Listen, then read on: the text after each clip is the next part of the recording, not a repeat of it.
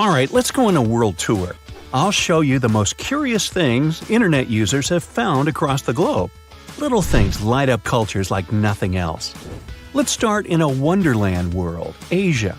First stop, India, the country that will soon surpass China and will become the most populated country in the world. This right here is a street where many training and coaching centers are located. Now, in some states of India, people still widely follow a sustainable tradition of serving meals on banana leaves. A kind Redditor shared what a typical meal looks like. Another user commented that it is also common across the world in Puerto Rico. This right here is a regular day in Sri Lanka fishing. Tic Tacs are so expensive in Sri Lanka that little packs of 8 pieces are a thing. In China, some malls have a husband's storage. Women can leave their husbands there so that the boys can enjoy video games while their wives are shopping. It spares women from a lot of whining. Now this is a McDonald's located in an old newspaper stand. Even manholes are a work of art in Asia. Here's one example, a dragon art spotted by a user in Wuxi, China. Turns out, in China, eggs are sold in mesh bags. And of course, Asia has a bunch of snacks with unusual flavors. They even have cucumber-flavored chips. This guy went to get a coffee in Singapore and got it in a bag. Turns out it's quite common in Southeast Asia. Also, they take ice cream sandwiches there quite literally in Singapore. Thing is, they put ice cream between actual toasts. The Redditor confirms that it's weirdly delicious. Would you dare to try? Here's a first look at a city in Japan. A Redditor shared a beautiful photo made at night in Yokohama. Other internet users shared that they felt very safe there, even when walking at night. And this is a photo of a snowfall.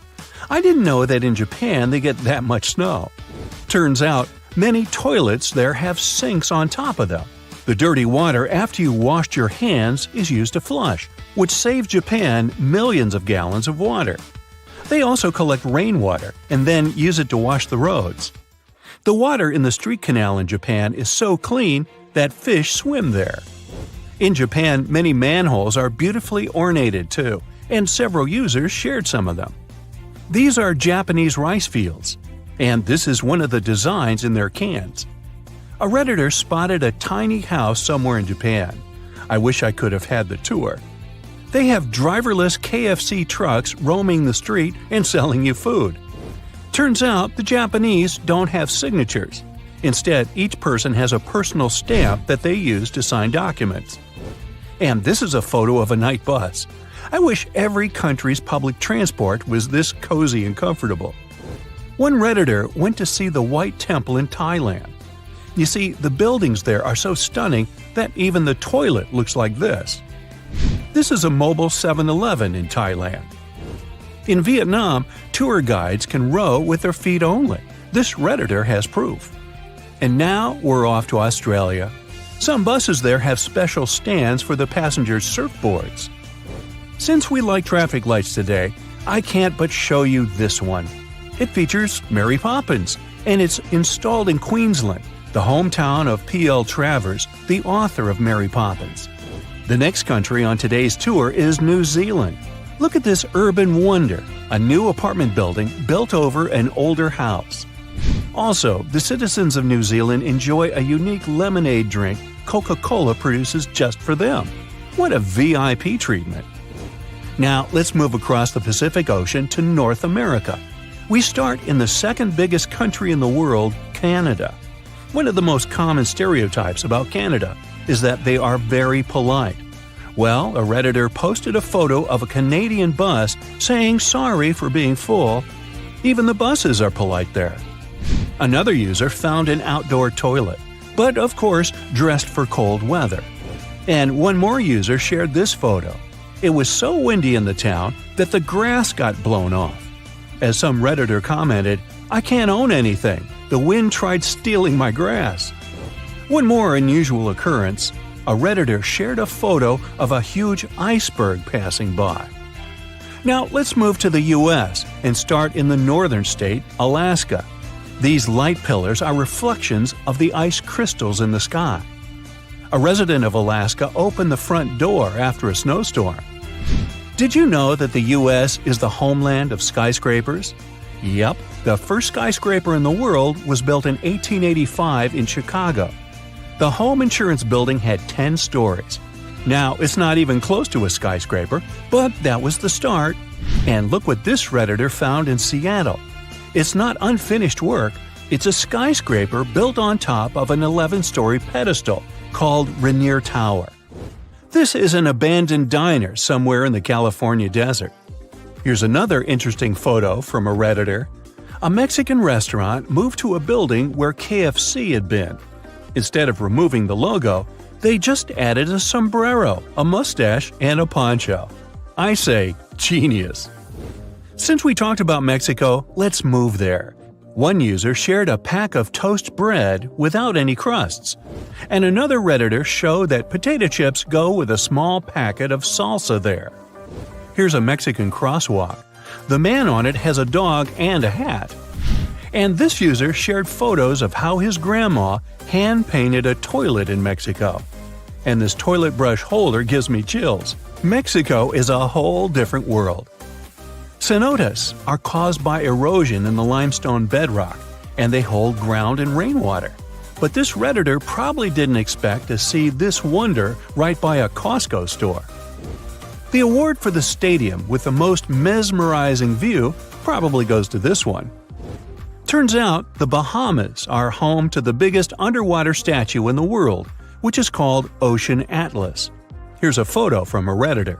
It's magnificent. You can even see a woman sitting on its hand for comparison. And here's a curiosity from Belize. Apparently, they sell bagged drinking water there. It's very common in Central and South America. And this user met a grasshopper in Costa Rica. The hand is for comparison. Now, I have a question. What do Costa Rica and Australia have in common? Central America is hot. The average annual temperature there is 81 degrees Fahrenheit. No wonder this taxi in Panama only has controls for cold air. Okay, let's say bye to Central America and see what South America has in store for us. And the first store is in Colombia. A Redditor shared that in Bogota, people are paid for dressing as traffic cones and shaming drivers for parking on the street, which makes them move somewhere else. Having a stroll down the stairs of Brazil doesn't seem easy. You can run into trees like this one. Asia is well known for crazy chocolate flavors, but look what this Redditor found in Brazil. Snickers bars with coconut flavors, passion fruit, and even caramel and bacon. Here's a 20 peso bill from Argentina. It has guanaco on it. We still have to move across the Atlantic and visit Europe and Africa. See you in the next video. Most of Europe's skyscrapers are concentrated in 5 cities. Those are London, Frankfurt, Paris, Moscow, and Istanbul.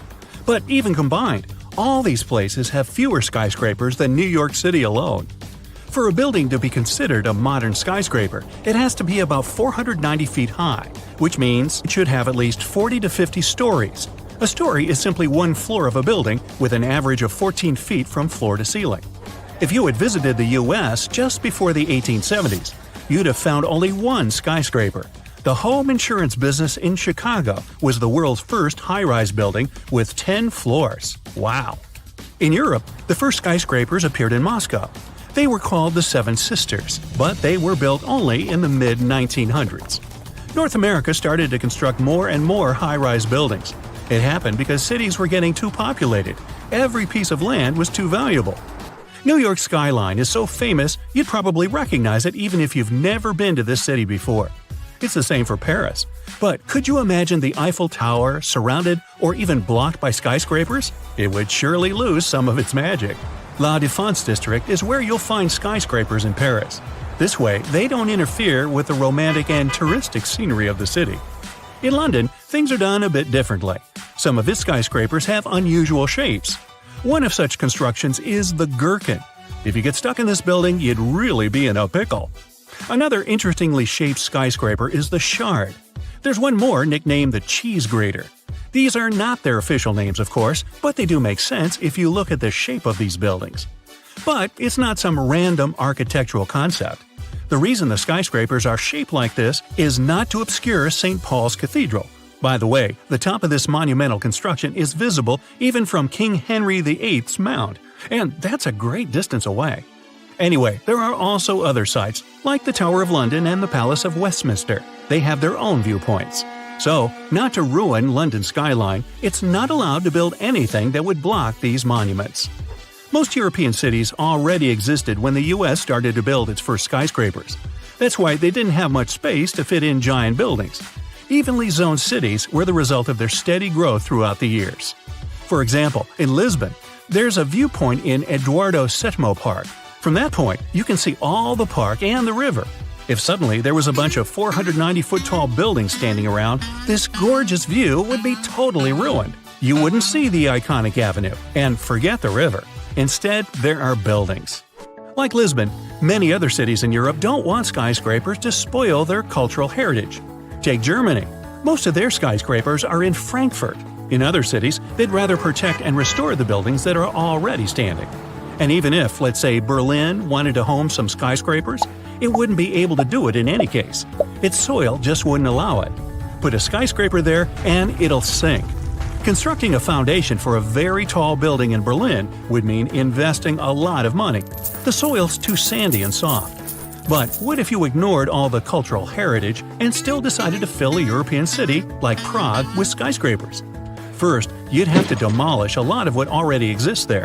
This would lead to an angry crowd of people complaining that the city they know and love is gone. Brussels has experienced this to a certain extent. There's even a term for this phenomenon: Brusselization. Simply put, it means not caring where you place new high-rise buildings. Here is fine. Oh, sprout one over there too.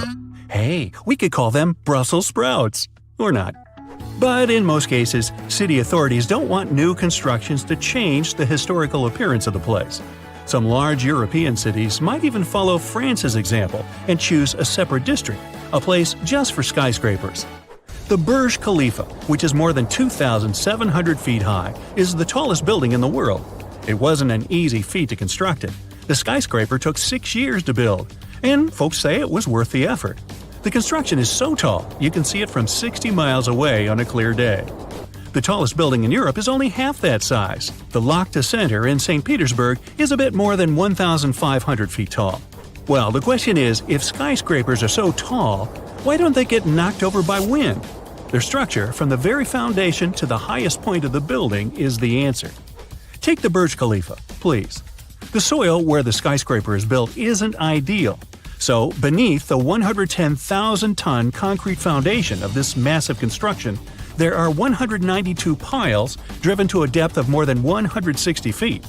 Thanks to the friction between the concrete and soil, these piles don't move at all, creating a solid foundation. But most skyscrapers are built on bedrock because it barely shifts. Their frames are made of steel. If you looked at a skyscraper without its external structure, all you'd see would be a bunch of steel beams. The taller the building, the more the winds affect it. Taming them is one of the biggest challenges skyscrapers have to tackle. Imagine you're on one of the top floors of a skyscraper. Suddenly, a strong gust of wind hits the building. The entire construction starts wobbling, and you can feel it even inside. You might even get knocked over if you don't grab onto something. To avoid such a situation, most skyscrapers have a pendulum-like structure inside. It absorbs some of the wind's force. This thing is called a tuned mass damper. The mechanism acts as a counterweight. When the skyscraper gets hit by the wind, it's the tuned mass damper that moves instead of the building. Some high-rise constructions don't need this pendulum. The Shard, for example, deals with the wind with the help of its tapered shape, and Shanghai Tower uses its 120-degree twist. Both skyscrapers have incredibly smart structures. That's why they don't get too wobbly when the wind hits them. The Shard doesn't have a tuned mass damper whatsoever, and the one in Shanghai Tower only serves as a tourist attraction. Before a building's design is finalized, it normally undergoes a wind tunnel test. A model city is built and tested with this new super tall addition. When the experts turn the wind on, it simulates real-life conditions. Let's say the model skyscraper breaks under the wind's pressure during the test. Then the chances are it's going to tumble over in real life too. Winds up there can be so strong that things like wind turbines have become a thing. The Bahrain World Center has 3 of them right in the middle of the building. But there are some others. Strata SE1, for example, has wind turbines at the top. There's a phenomenon called the downdraft effect.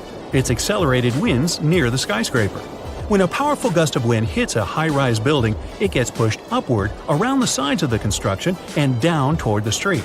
That's why if you're passing by a particularly tall building on a windy day, you might have to force your way around. But let's say several square-cornered skyscrapers are built next to each other. Then they're likely to channel the wind through the streets. This can create many hurricanes on especially windy days. A study once examined 100 tallest buildings that were about to be dismantled by their owners. It turned out most of them had an average lifespan of a mere 42 years, but some of them can last much longer. For example, the Temple Court building is still standing to this day. At 150 feet, it's a bit smaller than others, but it's already seen 100 winters throughout its life. Now, the first thing that comes to mind when you think of getting rid of a building is dust, debris, and deafening noise. But things aren't quite as dramatic as that for most skyscrapers. When you want it gone, you take it apart, bit by bit. This process starts from the top and goes all the way down to the bottom. Voila! The building is slowly disappearing in front of your eyes. Abracadabra. I bet you've heard of the infamous Bermuda Triangle. However, there is a lesser-known sibling that could be even more unsettling than its counterpart.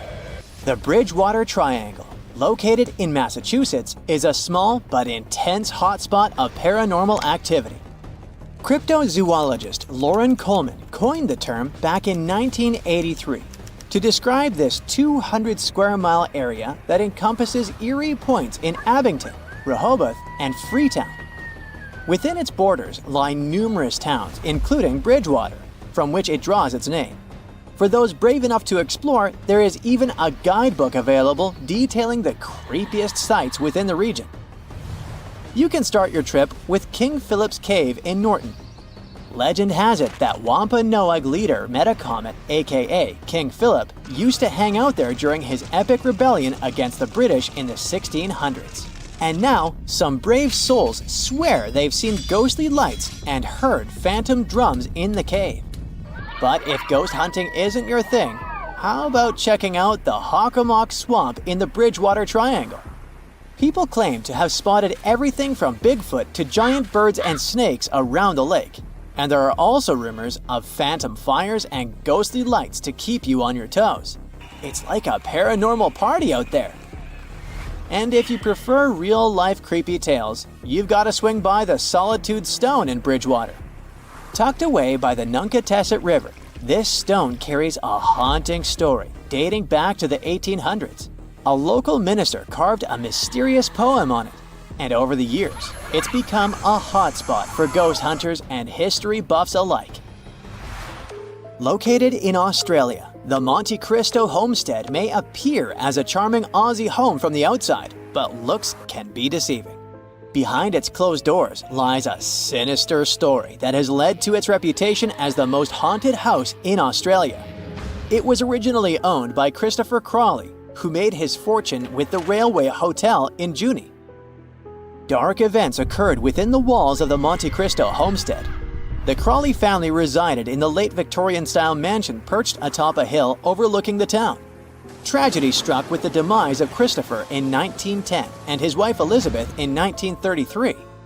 Upon the family's departure in 1948, the house fell into disrepair and was left abandoned.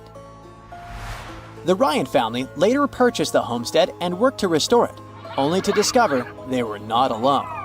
Strange occurrences such as unusual animal behavior and encounters with mysterious lights and ghostly figures prompted the Ryans to believe the house was haunted. Legend has it that at least 10 spirits roam the halls of Monte Cristo homestead.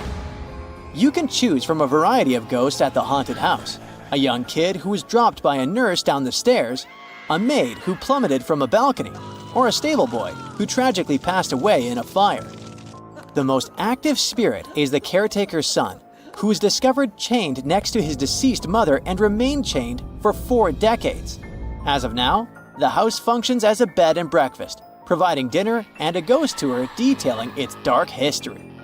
Braver guests have the option to stay overnight in the Eerie residence. Located in the quaint town of St. Francisville near New Orleans, Myrtle's Plantation is a historic mansion with a 125-foot veranda and a grand foyer adorned with a magnificent French crystal chandelier. The mansion has a dark past, with 10 people having lost their lives within its walls. As a result, there have been numerous reports of ghost sightings, including the infamous Chloe, a spectral figure wearing a distinctive green turban that haunts visitors in their rooms. Other reported ghosts include a young girl peering through a window, a kid bouncing on beds, a soldier, a voodoo priestess, and the ghost of a previous owner. Despite its reputation as the most haunted house in America, Myrtle's Plantation, just like Monte Cristo Homestead, now operates as a charming bed and breakfast with 21 accommodations. Visitors can take ghost tours during the day or opt for more popular and spine-chilling evening tours. In addition, a restaurant on the property offers fresh, locally sourced cuisine to guests. Originally built in 1824, the Italian-style horseshoe-shaped opera house in San Juan, Puerto Rico has been a prominent fixture in the city's cultural landscape for over a century. Despite rumors of paranormal occurrences, Teatro Tapia is a must-see due to its distinctive architectural beauty. According to local legend, the theater is haunted by two ghostly figures. One is a woman in a red dress who appears in box 105 before disappearing, while the other is an actress who tragically fell on stage in the 1800s and is said to perform for invisible audiences before vanishing. They say her ghost wanders through the theater, occasionally singing on stage and causing doors to slam shut backstage. Although these ghostly tales cannot be confirmed, the theater's 200-year history leaves room for speculation. The Castle of Good Hope is the oldest building in South Africa, built between 1666 and 1679 by soldiers, sailors, and whatnot. The main purpose was to protect people living there. But apparently, it turns out to be a place that scares each and every person who visits it. You may say it's all just vivid imagination and there's nothing paranormal about this place, but here's the deal. Many people claim they heard voices and steps in the dungeon. Plus, the bell in the bell tower is said to ring sometimes. But it's not really possible for the bell to ring as the tower was bricked some centuries ago. There's a legend, though, that explains the eerie ringing. They say a soldier settled scores with life there, and it must be his ghost ringing. But wait, it gets even spookier. There's a ghostly black dog that likes to scare people, a tall glowing man who jumps off walls, and even a lady from the 18th century who still plays host to important guests. Today, the castle is a military museum and a spot for traditional ceremonies. The place is full of untold secrets waiting to be uncovered. Known as the Giant of Loire Valley, this French castle is seriously impressive. It has 7 floors, 204 rooms, loads of portrait galleries, and even its own opera house that fits 200 people. Originally built as a fortress back in the 11th century, it even got royal visits. But here's where things get really interesting. Apparently, the place is haunted by the Green Lady, aka La Dame Verte. She's said to be the love child of King Charles VII, and her story ended tragically in the 15th century when her husband did her in for cheating. People claim they've seen her ghostly figure in the chapel tower, decked out in her signature green dress with creepy, hollow eyes and a missing nose. Some even say they've heard her wailing throughout the castle. Now, this castle has been turned into a swanky hotel that throws cool events like markets. But if you're brave enough to spend a night there, the rooms there are lush. Step inside the ancient Ram Inn, a place where darkness lurks around every corner, and the spirits of the past never truly rest. Whispers echo through the halls, accompanied by the sound of distant footsteps and the unexplained feeling of icy fingers brushing against your skin. Shadows dance in the flickering candlelight, casting eerie shapes on the ancient walls, adorned with sinister symbols of a forgotten time. As you venture deeper into the inn, the temperature drops dramatically, sending a chill down your spine that no amount of layers can warm. The ghostly apparitions that roam the corridors are said to be lost souls seeking revenge, or simply unable to move on to the next realm. In the Bishop's Room, the most haunted of them all, the oppressive energy is suffocating, as if the very walls are closing in on you. But despite the overwhelming sense of fear and dread that permeates the inn, there are those who are drawn to its darkness like moths to a flame. They seek out the thrill of encountering the unknown and the rush of feeling the presence of the supernatural up close and personal. You know how they say, when in Rome, do as the Romans do? Meaning, in Rome, you need to make sure your goldfish has a deluxe bowl to live in. In Nigeria, don't you dare to bring your own wheelbarrow. And perish the thought of adding as much mayo as you want to your dish when you're in France. Yep, bans around the world may be surprising, to say the least. Number 1. You will never see a good old doorknob in Vancouver, Canada. Some time ago, the city changed its building code to require the use of cool and sleek door levers instead. This change is all about making buildings more accessible and easier to use. Not only new buildings are getting a new makeover, even Vancouver's historic City Hall had its fancy Art Deco doorknobs replaced with shiny gold levers. But it's not that you can't legally have it in your house. There isn't a team of doorknob police coming to your house to confiscate your knobs. You can keep them as long as you like. Number 2 comes with a GeoGuessr tip for y'all. If you see this chair in the picture, it means it's 100% not in Basel, Switzerland. It's called a monoblock chair, and it's special. You see, most objects give away clues about when and where they're from, like the shape of electrical outlets or the labels on your shampoo bottle. But the monoblock is context-free. Some people call them one of the world's most perfectly designed objects, while others say the homogeneous nature of the chair is disturbing and the real evil of globalization. But why is it banned in Basel? Turns out the authorities just want the city to be pretty, and the chair design isn't to their liking. Right, if you want to keep one in your backyard, feel free. But they've been a big no in public spaces since 2008. 3. If you were ever thinking of bringing a wheelbarrow to Nigeria, I've got some news for you. Don't even try. Should you need it for some reason during your stay in Nigeria, just buy one there when you arrive. The authorities won't let you bring your imported wheelbarrow across the border. Why? Well, they're all about supporting their own manufacturing industry, so they want to give their local wheelbarrow makers a chance to shine. At number 4, we've got China, where the authorities decided to put a stop to time travel. Wait a minute, it's not what you think. No time travel machine has been invented. The ban is on TV shows and movies. By the way, it's not something new. The law was introduced in the early 2010s.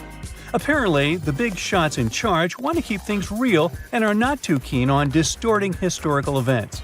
They say some scripts are getting a bit too wild, making up myths, promoting superstition, and disrespecting the country's past. 5. Coffee pods. They've become super popular because they make brewing coffee so easy. But Hamburg, Germany doesn't seem to be a fan of those pods. Around 8 years ago, they took a stand by banning plastic coffee pods from authorities' offices. These little pods are made of various materials, making recycling a real challenge. While it's true that these coffee capsules can create a lot of problems, they're still loved by many. In fact, they've become a big hit in the US and Europe, making up a chunk of the coffee market. Hamburg is hoping to lead the way in showing people just how wasteful these pods really are. Number 6. Chewing gum. It has been banned in Singapore since 1992. The ban was put in place to stop people from sticking gum in all sorts of weird places, like subway doors, lock cylinders, and elevator buttons. Yuck. But costly train shenanigans were the last straw for the authorities. The ban was put in place after some serious gum incidents on the Mass Rapid Transit or MRT trains in the late 80s. Some mischievous pranksters have been gumming up the works on MRT trains by sticking chewing gum on the door sensors. That caused a sticky situation and messed up train services. And there you have it, chewing gum got completely banned. Now, just a note here, yep, these are gums prescribed for therapeutic or dental reasons. And yep, they're still allowed. Also, don't get this whole ban wrong. It's not illegal to chew gum in Singapore. So if you come there as a tourist, you can bring in a little gum for personal use if you're traveling. Just do not stick it under this nice park bench, okay? What will create you a ton of troubles, though, is importing and selling chewing gum. Iceland is number 7 in our ban hit parade. Back in 1994, Reykjavik was like, no dogs allowed. It wasn't because they were all about cats, it was to stop this nasty tapeworm from spreading. The disease was serious business, causing all sorts of health problems. But don't worry, dogs are cool now as long as they follow the rules. Nowadays in Reykjavik, it's all about the cats. They're everywhere, roaming the streets like they, own the place. You can't walk 2 steps without seeing a furry little friend begging for attention. These Reykjavik kitties are so popular that they even have their own Facebook page. People love them, and some even carry around treats just in case they come across a friendly feline. And since there aren't many threats to cats in Iceland, they're thriving. 8. The Philippines. Now this one is really weird. Singing My Way in karaoke bars is sort of banned in this country. This seemingly harmless song has been linked to some pretty serious consequences, like fistfights and even people's early demise. No one knows the exact number of lethal cases caused by this song, but there have been at least a handful of incidents in the last 10 years. The song's lyrics, which can come off as a bit arrogant and prideful, seem to rile people up when sung in a not-so-great way. This has led some karaoke bars to unofficially ban the song to prevent any craziness from breaking out. 9. Hey, have you heard about Japan's Metabo law? It's all about measuring waist sizes to tackle obesity. It was introduced in 2008, and the idea was that if companies and local authorities didn't meet the goals, they would face financial penalties. The Ministry of Health believed this campaign would help prevent various health conditions. So, every year, people aged 40 to 75 had to get their waist measured. Employers and local authorities needed to make sure at least 65% of people participated.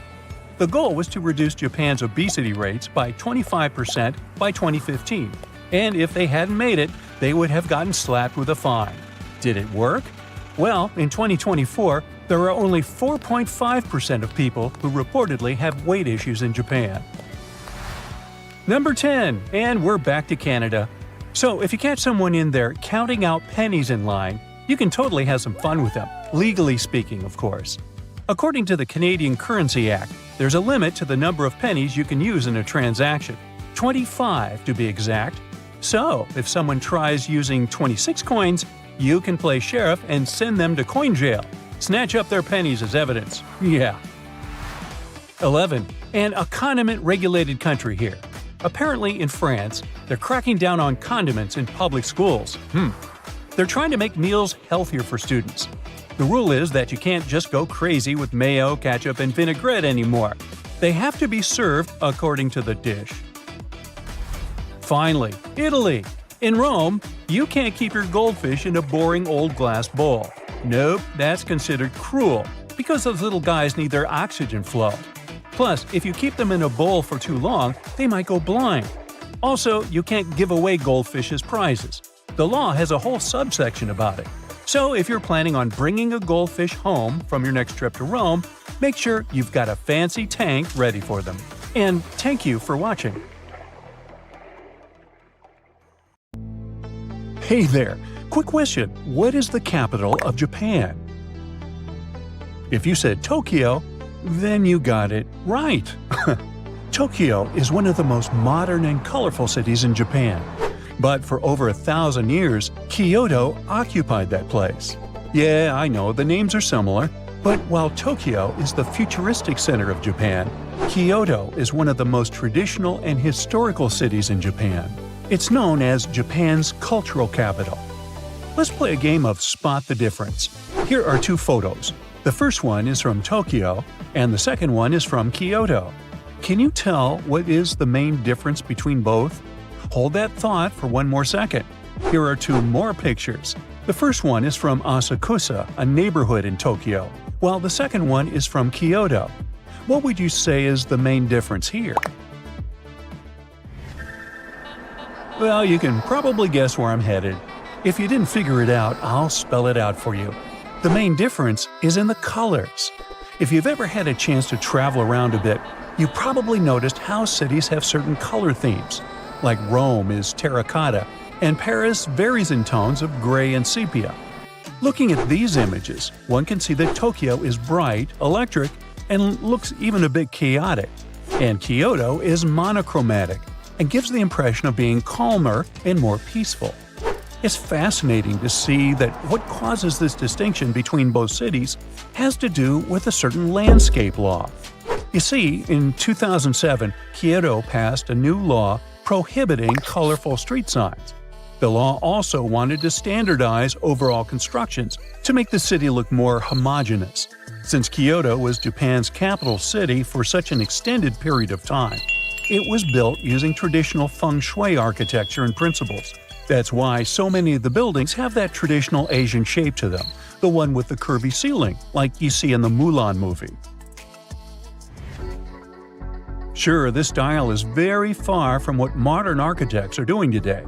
If you take a look at Tokyo, you'd see glass skyscrapers rather than these old buildings. But that's all part of a bigger plan, set in motion by something called the Miyako Landscape Guidelines. The municipality's main argument to pass the law was that Kyoto was losing its unique landscape due to Japan's modernization. If Kyoto were to follow in Japan's footsteps and build humongous skyscrapers, citizens would lose their view of the three mountains that surround the city. And let's face it, nobody would want that to happen. Plus, it's nice that you can go to different cities in Japan and notice that they are unique in their own way. If the landscape law was to be effective in all of Japan, we wouldn't get to see architectural marvels such as the Tokyo Sky Tree and the Asahi Flame Building. Now take a look at the Akihabara district in Tokyo. It is known as one of Japan's most modern neighborhoods. It's filled with top-notch technology at every corner. And yes, it's also filled with signs everywhere. If we compare it with Kyoto after the passing of the new law, the first thing that would have to go are the rooftop signs. Oh, and flashing and moving lights are also illegal there now. This Kyoto Starbucks also illustrates what I'm talking about. If you were strolling along the bucolic streets of Kyoto's countryside, searching for a place to get a cappuccino, you'd miss this coffee shop completely. I think we can agree that the traditional Starbucks logo was made to call attention, with that crowned siren-like creature supported by a very green background. In other places in Japan, it still looks like this.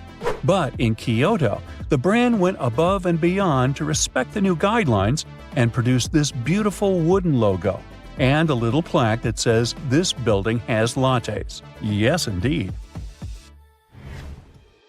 There are multiple examples like this. In Kyoto, the 7-Eleven doesn't have its traditional red, orange, and green stripes. Its logo was changed to black and white. You can think that's dull, but I think we can agree to disagree. It looks perfect when you look at its surroundings. Oh, and what about McDonald's, the world's most famous burger franchise? It kept its yellow logo, but took the red out of the background. In terms of the color palette allowed, the law uses the Munsell color system to determine which chroma levels are acceptable. Usually, the faded version of strong colors like red, black, green, and so on are accepted. Now, imagine if they adopted a Wes Anderson palette. It would look like a toy city, that's for sure. At first, vendors and shopkeepers felt disturbed by the new law.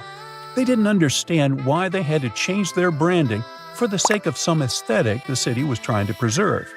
But with time, they not only came to terms with the new law, but could already see the benefits of it for their brand success. You see, this helped turn Kyoto into an even bigger tourist attraction. Tourists felt like they were traveling in time, sort of. Some tourists even like to dress up in traditional kimonos and walk around like geishas. The municipality also began an award system to compensate the shops and brands that had done their homework well. Of course, the camouflage Starbucks won an award back in 2018, as did Sagawa, a major delivery company in Japan, back in 2012. It's not only shops that needed to adjust to the new guidelines. Things such as vending machines and post offices also needed to be toned down. Again, the idea is to make the city more visually coherent, and they sure help. Now, what happens if you don't follow the rules? Well, the people who chose to ignore the landscape law can spend up to 1 year in jail or pay a huge fine. We can also compare the differences inside Kyoto itself. Around the city center, the landscape law is less strict, so you'll find taller buildings and even bigger and more colorful signs. But as you leave the center and move towards smaller cities in the countryside, the law is much more strict. It's especially strict around the UNESCO heritage sites. In case you're not aware, there are 17 heritage sites in Kyoto. Yep, that's a lot. But that's what makes Kyoto so unique. Now, welcome to the neighborhood of Pontulcho. This neighborhood is a good example of how the landscape law changed the city's mood over the years. Pontulcho is a cute alleyway in Kyoto that spans over several blocks. If you look at this Google Street image from 2009 and this one from 2023, you'll see clear differences. For starters, the huge sign at the entrance of the alleyway is gone, and so are the wires hanging from the tops of the shops. The pavement was redone and the big store signs disappeared. It's much cleaner. At night, the alleyway turned into the perfect spot for atmospheric dining, since its legislation decided to rule over the type of lighting allowed in the neighborhood. This is what it looks like at nighttime. Hey, you fancy grabbing some sushi? I can't help thinking that this landscape law contributed a lot to Japan's minimalist architecture. Although images like these ones in Tokyo are far from the idea we have of this minimalist aesthetic, Kyoto falls right into place with it. How about we take a quick look inside one of these establishments? The Starbucks we mentioned earlier also invested in turning its interior design local. It's the first ever Starbucks where you can drink tea on a tatami floor. You can sit cross-legged, like many Japanese people do, and enjoy a delicious hot beverage. I must say I quite like the new Kyoto. How about you? It all started with the home insurance building that was built in 1885 in Chicago. Just a 10-story building, but it was a revolution at the time. And that was the beginning of the era of skyscrapers. It was constructed using a revolutionary method. The building had an inner skeleton made of steel, which allowed the walls to be thinner and the whole structure being higher than ever. It stood until 1931, when it was demolished to build the Bank of America that stands even today. That very same year, the construction of the Empire State Building in New York was completed. The Empire State is as tall as 10 home insurance buildings on top of one another. That's the construction progress humanity made in just 46 years. The Empire State became the tallest construction in the world and held that status for 39 years. Now, a bit more than a half-century later, the Empire State Building is ranked 53 on the list of the tallest constructions. Humanity has climbed way higher. The tallest building in the world today is Burj Khalifa, located in Dubai in the United Arab Emirates. It's 2,717 feet tall, more than 2 Empire State Buildings on top of one another. Even though skyscrapers started out in the United States, they became tremendously popular in Asia. Just to put it in perspective, around 80% of the skyscrapers that exist in the world are in Asia. And in total, the continent has over 7,500 skyscrapers. The country with the most skyscrapers is China, having almost 3,000 of them. Why do they like skyscrapers so much? Well, Asia has the largest population in the world and their economy is booming. So, growing high is a perfect solution to fit as many people as possible in its cities. But close to China, there's also India, having almost the same population. Still, they have 10 times fewer skyscrapers, with their number being a bit over 200, and most of them being located in Mumbai. So why doesn't India build skyscrapers if it's such a great way to accommodate people? Turns out, The country strictly regulates the construction, saying that it's due to health and safety. You see, there's quite a popular urban theory that big structures that accommodate a lot of people lead to higher population density, more anonymity in the city, and lower safety in the territory. So India is trying to avoid it by building low. Problem is that when a city can't accommodate everyone who wants to live there, the cities start growing horizontally. One more thing is that the land and the apartments are very expensive due to their scarcity, so very few people can afford it. This way, India has started to loosen the restrictions recently and is now slowly allowing to build a bit higher. 34 skyscrapers are now under construction. Do you know what other place in the world refuses to build skyscrapers too? Europe. New York alone has more skyscrapers than all of Europe combined. There are just 250 skyscrapers in Europe, and half of them are in just 3 cities. Europe has a whole different reason to resist tall buildings.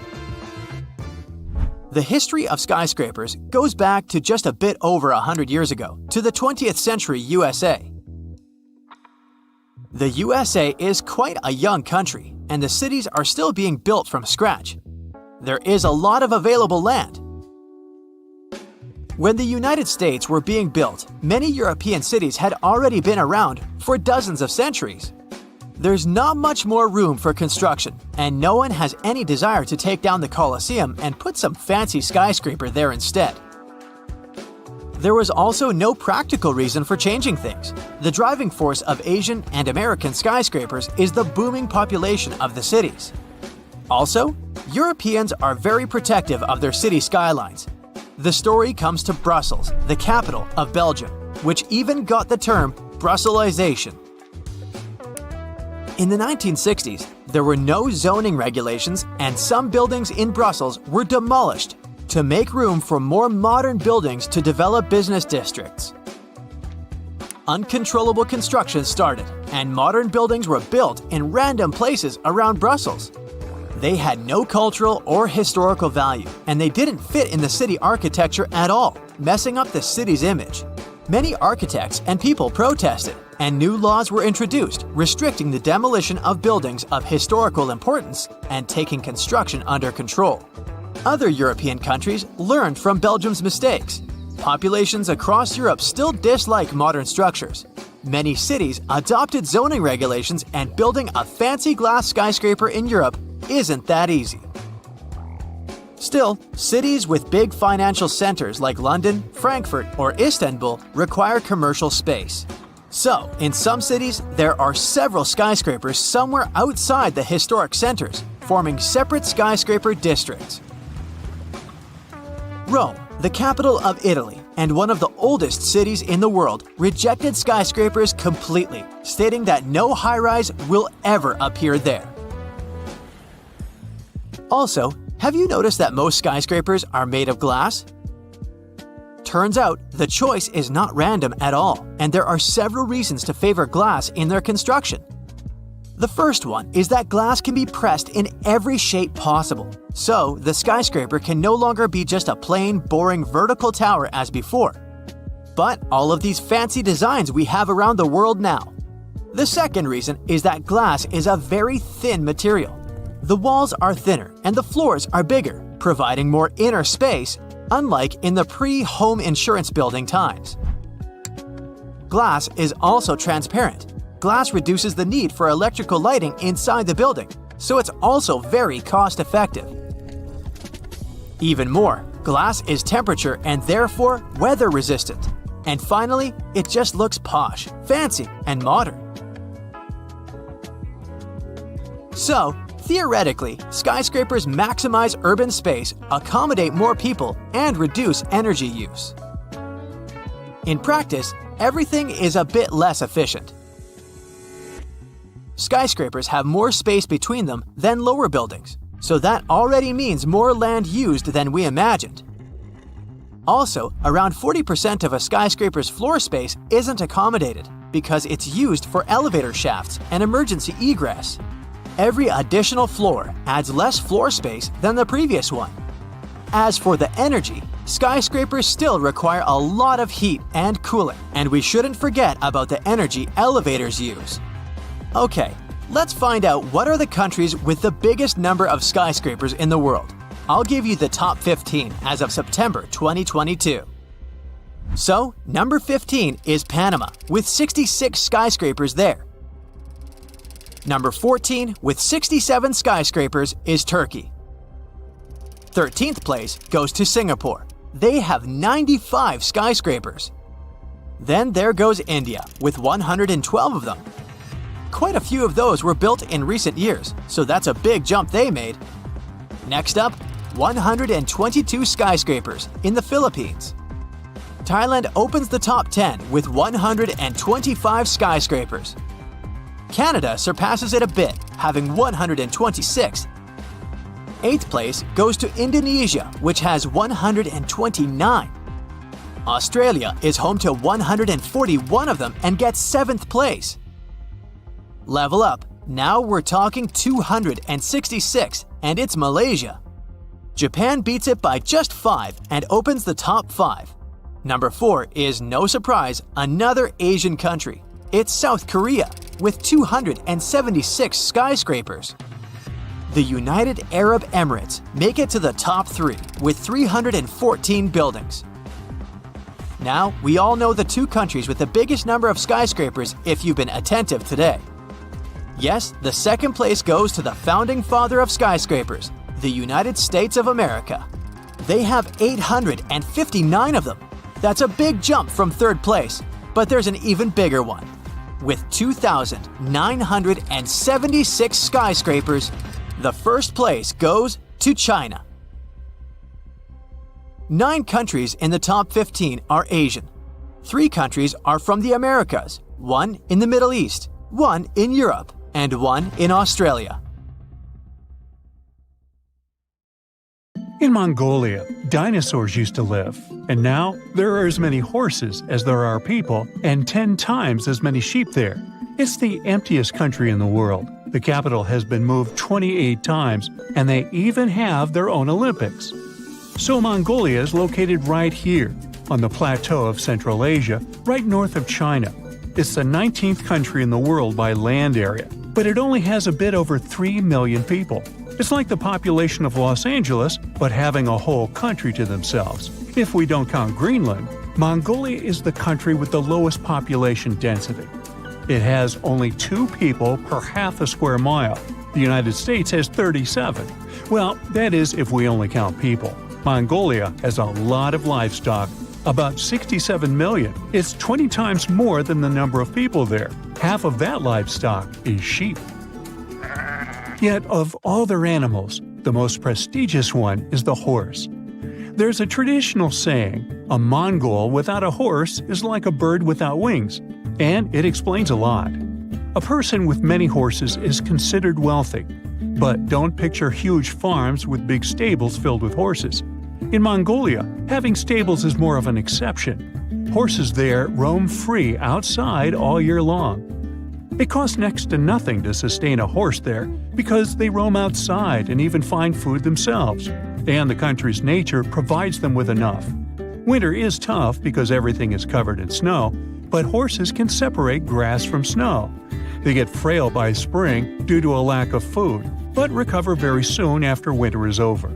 A family can have a sacred horse in their herd. It wears a blue scarf around its neck and is almost never ridden. People there do love their horses, and this tender relationship goes centuries back. There are many songs, stories, myths, and artwork featuring horses. In the Mongolian language, there are about 500 words to describe the traits of horses, and over 200 words to describe the coat color and pattern alone. Horses have a spiritual meaning too. It's believed that they have spirits that can help the owner, and they are also believed to be a transport to heaven. So they were often sacrificed after their owner's passing. Apart from domestic animals, the country is home to some endangered species. Plus, back in the day, dinosaurs roamed the land. The first ever discovered dinosaur egg was found right there. Today, dinosaurs are, of course, extinct, except in the movies. But there are snow leopards in Mongolia, and those are also rare. If you ever do go to this country, you must be careful. Snow leopards are so quiet, you won't hear them approaching you. They make no sound as they walk. But let's get back to geography. The climate in Mongolia can be harsh and unpredictable. Within just one day, the temperature can change by 35 degrees Fahrenheit. The country doesn't have any access to large bodies of water. That's why it's very dry and doesn't get much rain. In the south of Mongolia, there is a part of one of the coldest deserts on Earth, the Gobi Desert. Only 5% of the desert is covered in sand. The rest is bare rock. It has rivers, small lakes, and grasslands, but also gold, coal, and copper.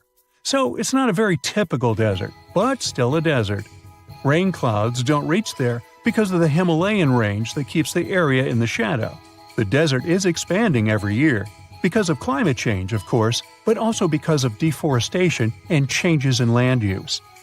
The whole country is quite dry with little precipitation, and that's why the inhabitants aren't afraid of the desert. Yes, the desert is populated. There are people living there. They're nomads who are busy with raising cattle.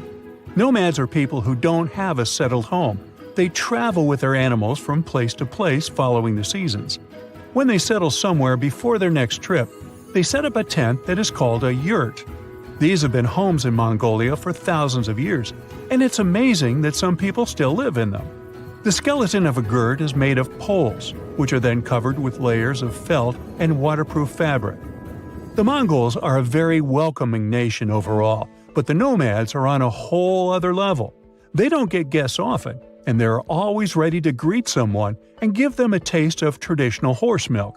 They don't even have bells at the entrance of their yurts, inviting guests to walk right in. Of course, there are also people who live in cities and villages and have settled homes, and they are the majority, about 3/4 of the population. The biggest city in the country is the capital, Ulaanbaatar. Almost half of the country's population is concentrated there in just one city, even though it's the coldest capital city in the world.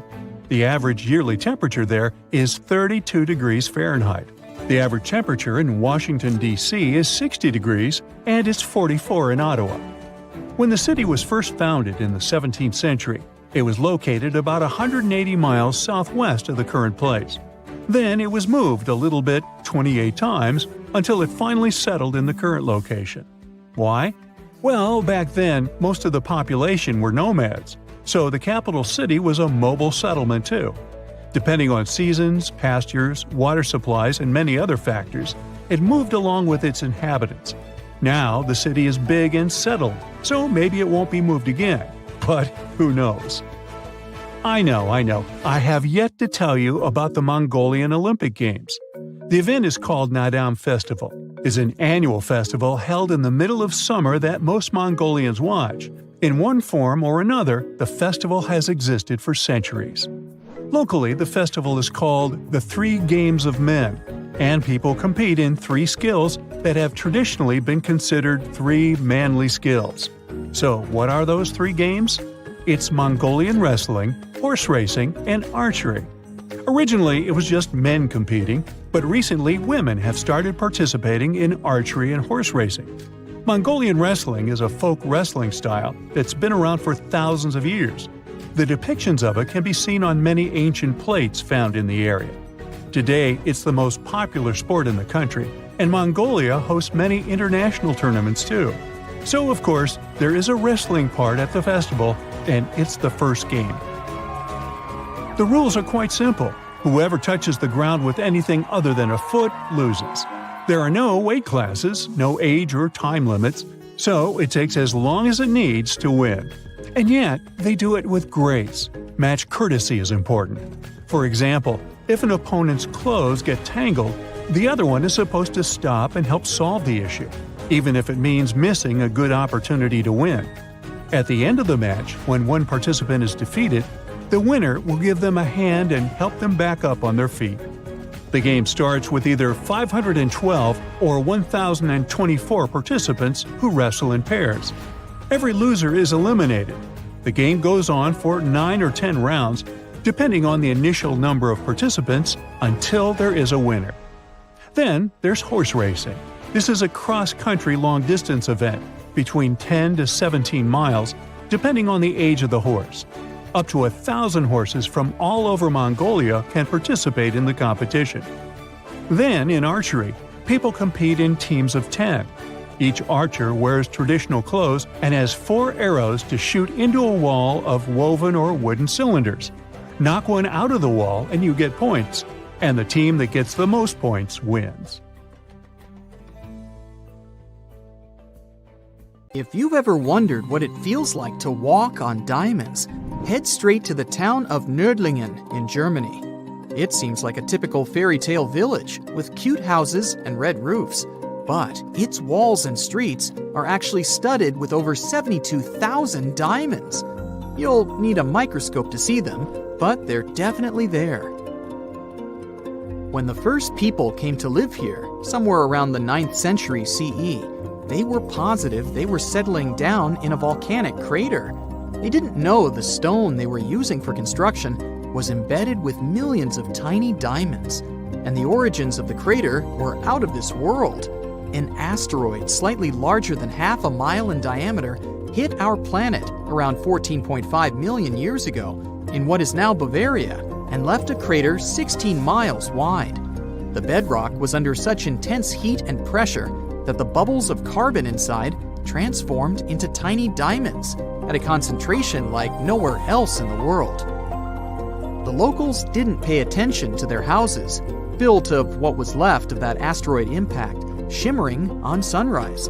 Then, in the 1960s, 2 geologists arrived from the USA, studied the landscape from a distance, and noticed it didn't look exactly like a volcanic crater. After further research, they realized their theory that the crater was shaped from above and not from below proved right. They even had to change school books after the discovery, not to mislead the students. Once the word of the crater had spread, NASA got interested in it and sent their Apollo 14 and Apollo 16 astronauts to visit it to learn about what kind of rocks they'd find in space and which of them were worth bringing home. A moon rock that arrived with one of the missions is now on display at the local museum, and astronauts still visit the place. The locals, though, are so used to living among diamonds, they don't even find it special. The Australian town of Coober Pedy is known as the opal capital of the world and exists completely underground. The town even has the first 4-star underground hotel in the world. The reason people settled in this area was to work at an opal mine. Back in the day, the miners could hardly survive under the burning desert sun, so someone decided to put a tent directly into the mine. Then it turned into a home. Now, Coober Pedy has around 2,500 residents from different countries, about 30 shops, an opal gallery, museums, a bar, and other buildings, and is a popular tourist attraction. The town of Monowi, Nebraska, in the USA, has a mayor, a clerk, a treasurer, a librarian, a tavern keeper, and a bartender. Yet, the population is officially just 1. Elsie Eiler has been doing all those jobs, paying taxes to herself, and voting herself for mayor since 2004. Back in the 1930s, Monowi had a population of 150 people, grocery shops, and restaurants. When farming conditions got worse, people started leaving family by family until it went down to 1 person. If you feel like saving some money on house construction, look up some property in the Spanish town of Sentinel de las Bodegas. 3,000 residents live under and into the sides of the Cadiz Mountains and use them as natural walls and ceilings. The first settlers moved in here back in prehistoric times. The rocks keep the houses cool in the summer and warm in the winter. Neft Dashleri in Azerbaijan was built as an oil platform in 1940, directly in the Caspian Sea. Once they discovered rich oil deposits, it started growing and is now made up of a network of platforms with around 5,000 people working and living here. The town has apartments, bridges, a library, a community center, and even a movie theater. The Japanese village of Nagoro has an unofficial second name, the Scarecrow Village. The last children were born here over 20 years ago. It officially has less than 50 residents, but it feels complete thanks to 350 life-size human dolls. When a local lady came back here in 2000 to look after her aging father, she saw the empty streets, shops, and schools. To change that, she and her friends started making cute dolls to replace the residents.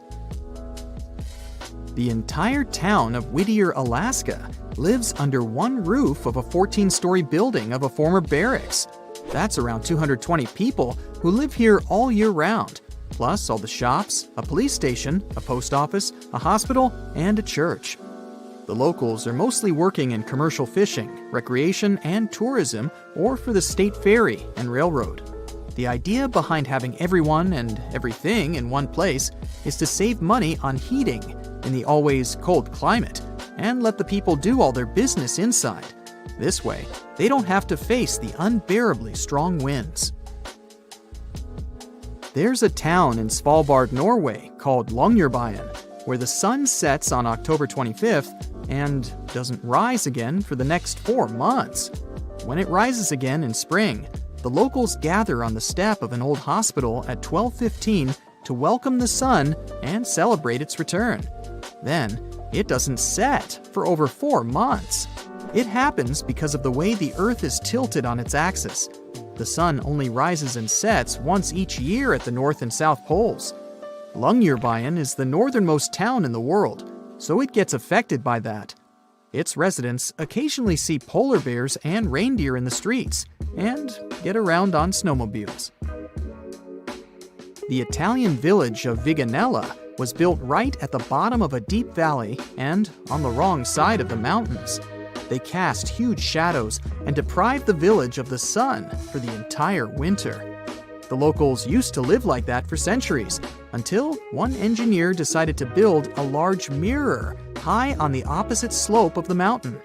It's operated by a computer and reflects light on the central square of Viganella for at least 6 hours a day during the darkest months. Santa Cruz del Islote in Colombia is one of the world's most crowded islands, with around 600 residents in a 2.5-acre area. Fishermen built this island on a coral platform over a century ago. They chose it because of its beautiful location and the absence of mosquitoes. The families of the original settlers were growing, and most of them never left the island. You'll only find people with 6 different last names living here. When the family needs extra space, they just add an extra floor to one of around 100 homes in town. Now it has a school, shops, a church, and 1 restaurant.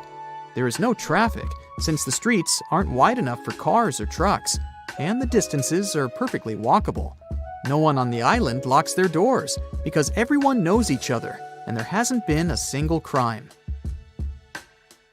Another place where people don't lock their doors is the Shani Shingnapur village in India.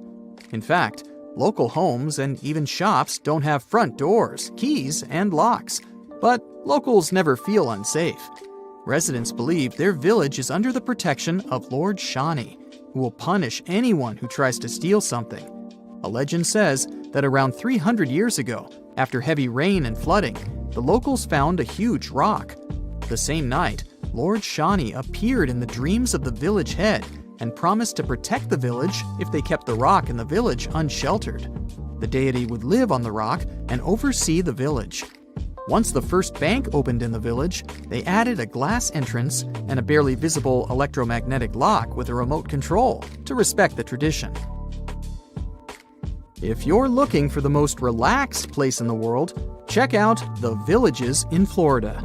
You can't move here unless there is at least one person over 55 in your home. And you'd have to leave behind any family members under 19. The most popular means of transportation in the villages is a golf cart. There are all sorts of free fun activities for the residents, so it's far from boring. Spotted in Japan. These private egg-like sleeping pods allow you to travel by overnight bus and stay in your own shell at the same time. Perfect choice for introverts, huh?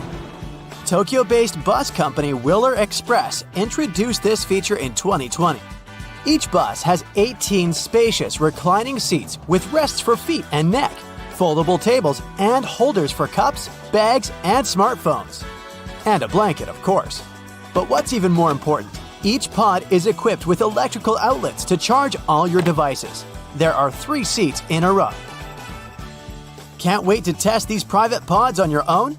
You can book them on Willer's line of Reborn buses. The ticket price varies from around $100. And since we're visiting Japan, don't be surprised to find this device in one of the fast food restaurants. It's implemented in a sink to provide disinfecting for the customer's smartphones while they're washing their hands. This system, named Wash, W-O-S-H, was developed by the Japanese company Wota. All you need to do is put your gadget inside this little opening. It will disappear for a while, just like cash in an ATM. But unlike the money, your phone will actually come back to you safe and clean in just 30 seconds. Don't forget to take it out. But even if you forget your phone at the sink, there's a good chance that no one will steal it. Japan is famed as one of the most low-crime nations. One Reddit user posted a touching story that proves this claim. Here's a picture of her shopping bag dropped on the streets of Osaka. When she went back to look for it later that day, she saw the bag lying next to a tree, untouched. Apparently, someone carefully put it there so that the owner could pick up the lost things. Isn't it adorable? Another cool feature from Japan is spiral escalators. Japanese company Mitsubishi still remains the only manufacturer of these twisted staircases in the entire world. This one is installed at the front entrance of Mitsubishi Electric in Ozawa Works. Spiral escalators smoothly go up and down in the shape of a semicircle, while the riders enjoy the panoramic view. But this is a fairly rare occurrence. There are only 91 of these staircases globally. Can you guess a country just by looking at this picture? Australia, of course. This epic shot was made at a camping ground. I wonder how this kangaroo is going to get out of the toilet. You see, these animals are not equipped to hop or move backwards because of their long feet and a large tail. This is one of the reasons why the kangaroo appears on the Australian coat of arms along with the emu. Neither animal can move backwards easily. That's why they were chosen as symbols of a nation that's always moving forward. And this is what Tasmanian lemons look like. No, they don't actually grow without skin. But the local possums took care of it. And they didn't even bother picking the lemons from the tree. One internet user spotted these guys in the garden and noticed that they only like lemon skin and leaves. This creates a great symbiosis because people usually use the insides of a lemon. And since we're walking among the woods, be aware of golden huntsman spiders because they love this habitat. The adult huntsman spiders have leg spans that can measure up to 6 inches. These creepy guys are members of the family Sparacidae. They received this name thanks to their speed and mode of hunting. But they have one more title, giant crab spiders, because of their appearance and size. Although huntsman spiders are venomous and their bites can be painful to humans, usually they don't require any hospital treatment. Check this out! Can you guess the country where this thermometer picture was taken? Australia again! The highest temperature ever recorded in this country was 123 degrees Fahrenheit. But it's not a world record. The hottest day in history happened in 1913 in California. It reached 134 degrees Fahrenheit. And here's another bus feature for introverts. Some city buses in Finland have this thumbs up button to thank the driver when leaving. Too bad they don't have a thumbs down button for balance. What if the ride wasn't so nice? How about riding a Ferris wheel instead? In Finland, you can do it in a personal sauna gondola. The first sky sauna in the world began operation in 2016. Many tourists and locals have been enjoying this feature over the years. This little gondola allows you to enjoy the warmth of a real sauna while riding 131 feet off the ground and looking at the breathtaking view over Helsinki. After landing, the bathers can relax in a jacuzzi and take a shower afterwards. Of course, manufacturers had to be creative when it came to power sources in the gondola. As a result, they built a custom electric heater to provide constant energy supply. Did you know that kebab pizza is a national food of Sweden? Surprisingly, it's one of the most popular fast food dishes in the country. This pizza is topped with kebab meat and other ingredients such as tomato sauce, cheese, onion, peppers, and kebab sauce. The toppings may vary between restaurants, but in general, this meal combines both Italian and Turkish cuisine. It was invented by Middle Eastern immigrants in Sweden, but the original creator of the kebab pizza is unknown, as well as the precise time of its invention. But it's believed to appear in the 1980s when kebab and falafel restaurants began to open across Sweden. In some regions, it became common to offer both pizza and kebab. And at some point, someone got a genius idea to mix it all in one disgustingly delicious course. Please welcome another weird national dish, fermented shark, called hakarl. It's a traditional food in Iceland. Many people wonder why Icelanders eat it rotten, and the reason is quite simple. Otherwise, the Greenland shark is poisonous when fresh. The process of fermentation is rather long and complicated, but it helps to get rid of all the poisonous substances. The traditional method begins with placing the shark in a shallow hole dug in gravelly sand. The shark is then covered with sand and stones to press the fluids out of the body. The further fermentation process takes from 6 to 12 weeks, depending on the season. Then the shark is cut and hung to dry for several months. And after that, all you need to do is to remove the brown crust and cut the fatty shark paste into small pieces. Bon appetit! Peru has the highest sand dune on the planet, Cerro Blanco. Located in the arid Nazca region of southwest Peru, it's known as the Everest of the desert. It covers almost 4,000 feet from base to summit, and the view is absolutely stunning. This dune can be found near another curious feature, the Nazca Lines. Located in southern Peru, this group of geoglyphs was discovered etched into the desert sands. Geoglyphs are basically large-scale drawings made on the ground by arranging lines of stones. They had astronomical purposes and served as pilgrimage sites. Nazca Lines cover an area of nearly 190 square miles and include about 70 images of animals and plants, and more than 300 geometric figures. Some of them are 1,200 feet long. That's why the figures are most visible from the air or nearby hilltops. Scientists believe that the lines were drawn by the Nazca people, who flourished from around AD 1 to 700. And since we're talking about Instagram-friendly deserts, check this out. This isn't a prehistoric giant.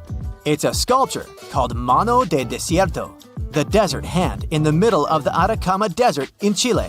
A giant hand reaching for the sky has a base of iron and concrete. The sculpture is 36 feet tall and is located around 3,600 feet above sea level. It's the work of the Chilean sculptor Mario Irarrázaval, inaugurated in 1992. The sculpture is known as a symbol of the human soul's vulnerability and its path through adversity to the stars. You can find it 46 miles south of the city of Antofagasta. Make epic shots and take a moment to reflect on your own path. When you first see this creature, it may seem to you that this is a flying sapphire. The blue-banded bee is as beautiful as this gem. These flying beetles have turquoise stripes instead of yellow. Their huge green eyes resemble emeralds. And their thin brown wings look like layers of cellophane with engraved patterns. Appearance is not the only thing that distinguishes them from ordinary bees. The blue-banded ones are singles. They don't move in swarms and don't live in large nests. These beetles like settling in small burrows in the soil or crevices in rocks. Another cool difference between our blue guys and ordinary bees is their unique way of pollination. Scientists call it buzz pollination. The blue bee sits on the flower, holds it tightly, and begins to shake the whole body. It creates a series of small, fast vibrations. This way, the bee also shakes the flower, quickly and gently. These movements make the pollen move out of the anther. Then the bee stops and collects all this pollen.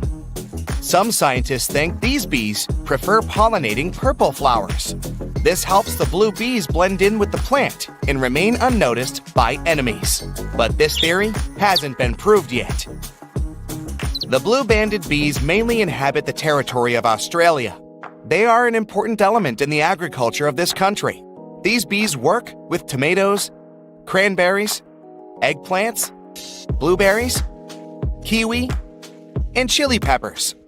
Ordinary bees can't pollinate most of those plants, but their blue relatives can. On a global scale, more than 8% of plants in the world need to be pollinated through buzz pollination. That's why farmers love and protect blue-banded bees so much.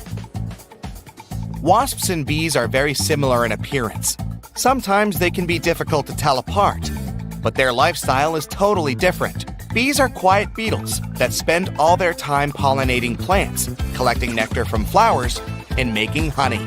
We can say that bees are small, powerful trucks, but wasps are racing supercars. They are more aggressive, much faster, and more maneuverable in the air. Their stings are more painful.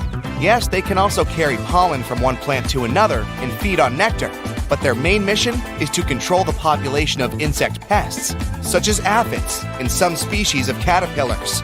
According to some estimates, wasps manage to get rid of more than 14,000 tons of insects in the UK alone during one summer. Imagine how much they do all over the world. Wasps are dangerous beetles, but among them, there is one kind that is distinguished by its peaceful nature and lifestyle. This is the mud dauber wasp. It also has a black and yellow coloring, but it looks more elegant. A swarm of regular wasps is controlled by the queen, but mud daubers are solitary creatures. They build a small nest of mud in which they live with their children. A mud dauber will bite only if it's in danger. Unlike other wasps, these insects only use their venom to paralyze spiders, flies, and caterpillars. Then, they bring them to their nest to feed their children. So don't be surprised if you see a large horde of paralyzed spiders inside the nest. There can be more than 500 bugs in one nest. When little wasps hatch from eggs, they immediately begin their feast. The most unfriendly wasp species is the hornet. They are also wasps, but bigger, angrier, and with an even more painful bite. Its bite is one of the most dangerous among all insects. This critter can grow to be the size of a thumb. That's 3 times as large as a regular bee. Hornets attack in a huge swarm and pose a great danger to any animal. To fight them, people wear thick protective suits that resemble spacesuits. But the worst thing is that hornets invade hives and reduce the bee population. This can lead to a catastrophe on a planetary scale, since bees pollinate more than half of all fruits, vegetables, grains, and nuts in the world. Look at this big buzzing bumblebee. There's something wrong with it. It lands on a flower. And wait a minute. This is not a bumblebee at all. It's some kind of green-orange beautiful beetle. Oh, now it takes off and looks like a bumblebee again. Meet the pellucid hawk moth. Thanks to its color and transparent wings, it creates the illusion of a bumblebee. The wings of most insects serve for thermoregulation. They warm their body. Other insects have wings that help them fight enemies. A butterfly manages to look like a large creature, thanks to the pattern on its wings. Some insects communicate using vibrations created by their wings. Colored wings have many different purposes, but the pellucid hawk moth has transparent wings, and their main function is to avoid reflecting sunlight. These fast-moving transparent wings practically don't shine in the light and tone down the color of the beetle. Thanks to this, when the moth is flying, other insects perceive it as a bumblebee and are afraid to attack it. These bumblebee copycats are found in Africa, India, Southeast Asia, and Australia. At the beginning of life, they are bright green caterpillars that feed on coffee and pomegranate leaves. From afar, it may seem that a hamster is sitting on the trunk of a tree, but this is actually the southern flannel moth. It's large and covered with thick fur. Don't try and pet it if you don't want to go to a hospital. There are many poisonous thorns hidden inside this fur coat. Even a light prick can make you experience lots of unpleasant sensations. Other insects that pretend to be bees and wasps are hoverflies. They look like wasps, fly like wasps, and imitate a wasp's sting. But their coolest ability is copying bee buzzing. In reality, though, hoverflies are fragile, harmless creatures. Their ability to transform into bees is essential for their survival, and it works great. Many animals and insects are afraid to approach these skillful actors. But in the entire animal world, lyrebirds get the title of the most talented imitators.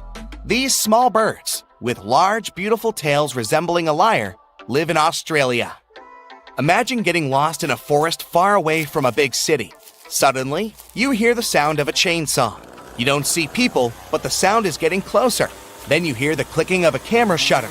But there are no people with cameras around. Lyrebirds create all these sounds. Thanks to all the complex muscles of their syrinx, they can mimic the sound of almost anything. Some people heard these birds imitating human speech. Also, they are good forest designers. Female lyrebirds build domed nests on the ground, in stumps and caves. They usually lay one egg there and take care of the baby for the first 6 to 10 weeks. Let's go down from the sky to the ocean to see other tiny creatures. Meet blue-ringed octopus. This little guy looks so small and cute. Its bright neon color and blue rings are visible from afar. The octopus can easily fit in your palm, but it's better not to touch it. Meeting a great white shark may not be as dangerous as encountering this tiny creature. It's one of the most treacherous sea inhabitants in the world because of its venom. One bite can knock down a huge African elephant. The octopus is much more dangerous than a king cobra or a black widow spider because its bite often goes unnoticed. You may not feel or see when it stings you, and when you realize that something is wrong, it may be too late. Also, there's no antidote to the blue-ringed octopus's venom. The creature's salivary glands are home to bacteria that produce this venom. The same substance is found in the venom of pufferfish. When it enters the human body, it paralyzes the entire nervous system. The lungs stop contracting to supply the body with oxygen. The only good news is that this octopus is unlikely to attack first. The last recorded case when this creature charged at people was in the 60s. The blue-ringed octopus lives in the Pacific and Indian Oceans, from the coast of Japan to Australia.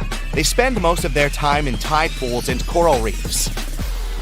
Now we move to the hot sands of the southeastern U.S. states. You can find fire ants here. Outwardly, they don't differ much from regular bugs. But people call them fire ants because of their bite. Their poison resembles a flame. You're likely to feel the bite site burning. Therefore, it's better not to touch them and go away before any of these ants crawl into your pants. Now, before somebody gets married in India, they get a thorough, shall we say, snooping, sometimes without even being aware of that. There are pre-matrimonial detective agencies in India that provide services of private investigators. There are also spit inspectors. These people, also known as nuisance detectors, catch and give fines to those who litter or spit in public. One more profession you aren't likely to meet anywhere else is an ear cleaner. So the process of removing earwax requires some traditional instruments. They don't use Q-tips we're so used to. Their instruments are called the steel needle, some cotton, and a pincer. Yikes. The ear cleaner rolls some cotton around the needle so it looks like a Q-tip, and the clients have their ears cleaned. Ear cleaners usually can be found somewhere in the city center, around monuments, or at a local market. This profession is rare and exotic in today's India, but it used to be quite common. In this country, your dream may come true and you'll get paid for sliding down a water slide. The profession's called water slide tester, and these people have to control if the slides are both safe and fun. Usually these people work in various hotels and spend most of their time in planes, traveling from one resort to another. There's a village where locals have no locks on doors. Not a single house there has one. Even public toilets have no locks or doors, only a curtain, thank you. It might seem somewhat reckless, but in fact, it's one of the safest places out there. The locals lean a wooden stick against the door just to keep the stray dogs out of their houses. The only police station opened there only in 2015, and still there are no complaints. Even the local bank has no lock. It's officially the only bank in the world that's never locked. When the locals are out of town, they don't ask the neighbors to look after their houses, and they're not afraid to leave valuables, money, and jewelry without hiding them. Vegetarian dishes are quite popular in India. Between 15 and 30% of the whole country's population are vegetarian. Some people tend to eat fish only and never eat any land animals. Many large food chains, famous for yummy meat dishes, even provide a whole new vegetarian menu for India. Cutlery isn't really required for many traditional Indian dishes. They say that mouth-watering curry tastes even better if eaten with the fingers. Now, I would assume that you'd want to eat the fingers separately, but hey, just thinking out loud here. There's also a wide range of crazy traditional dishes, but there's one called… okay, let's just put it on the screen, thanks. It's made from potatoes, which are pretty common for Indian food. The exotic part is that the potatoes in the dish are actually extra old. Even more, they're rotten. And there's a bunch of traditional spices. It's just a side dish, you'll need to choose the main course. Samosas are another traditional Indian dish made of potatoes. They're deep-fried and look like dumplings, and they're both a side dish and a main course. Now, if you love sugar, don't forget to thank India for it. It was first extracted and refined there about 2,500 years ago. Then the Chinese picked up the technique, and it spread all over the world. Another thing you should be grateful to India for is shampoo. The very first version was made from dried herbs, some extracts, and water. Soap berries and soap nuts were widespread in India, so this component was a perfect match for the shampoo formula. It's probably because of the right shampoos that most Indians have absolutely stunning hair and cool hairstyles. By the way, in India, it's possible to cut clients' hair with fire. It's not that widespread though. Only one barber is said to do it. First, they sprinkle the hair with some flammable powder, then they light it up and literally set the hair on fire. While the hair's burning, the stylist creates the right shape with the help of 2 combs. He says the fire helps fix the hair right. He also claims to have at least 15 clients each day who come to get this very cut. He sure makes it look like it's a cinch to do. If you like holidays, India is the destination for you.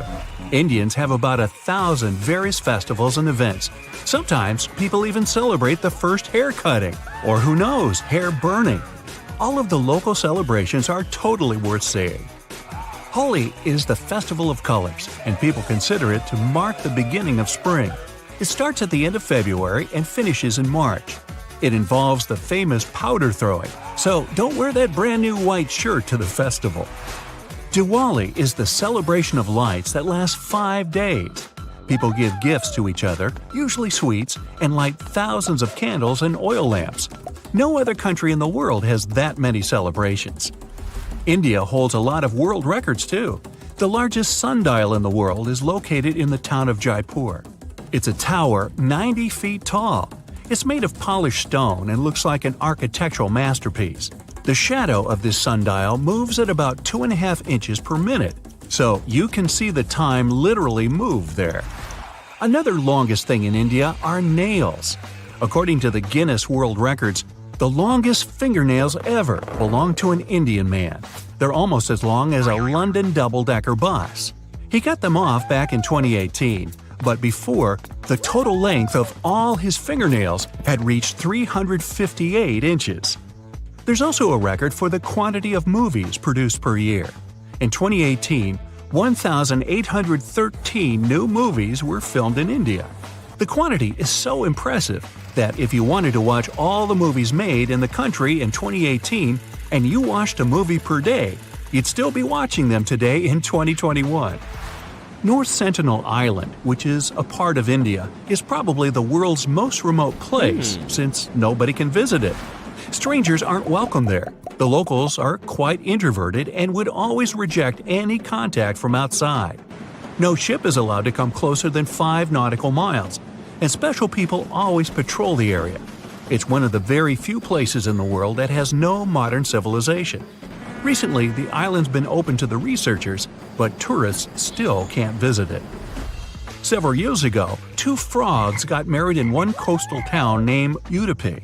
It was done to encourage the rainfall. It was too hot, over 120 degrees Fahrenheit. Both animals had unique outfits for this occasion, and the bride even had a toe ring. The two frogs were sent off on a honeymoon to Manipala and were released there. Sadly, each of these guys had to go their own way a couple of months later because the locals had to stop the downpour that started soon after their wedding somehow. There are not 4 but 6 seasons overall here. According to the North, West, and Central Indian calendars, Indian spring is in March and April. Next comes summer, also known as hot season. It starts in May and finishes in June. It's also one of the marriage seasons. Next comes monsoon, also known as rainy season. It starts after the summer solstice, usually in July, and lasts throughout August.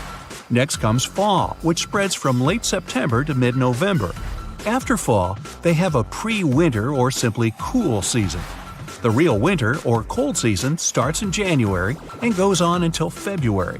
In fact, there are many more other calendars in India, but all of them have 6 seasons with slight differences. The Statue of Unity is actually twice as tall as the Statue of Liberty, reaching 600 feet. It was opened to the public only about 2 years ago, back in 2018. The statue consists of 5 parts, but only 3 of them are accessible to visitors. The first part starts at the statue base and finishes at the shins. This zone has 3 levels and includes the exhibition area, a garden, and a museum. The second part reaches up the statue's thighs. The third one has a viewing spot at a height of 500 feet. The fourth part is the maintenance area, and visitors can't get there. Finally, the fifth one comprises the shoulders and head. In the first 11 days after its opening, almost 130,000 tourists came to see this colossal statue. That's more than the population of the capital of Kansas, Topeka. Apparently, a whole lot of people showed up Topeka at this statue. Yeah, pun intended.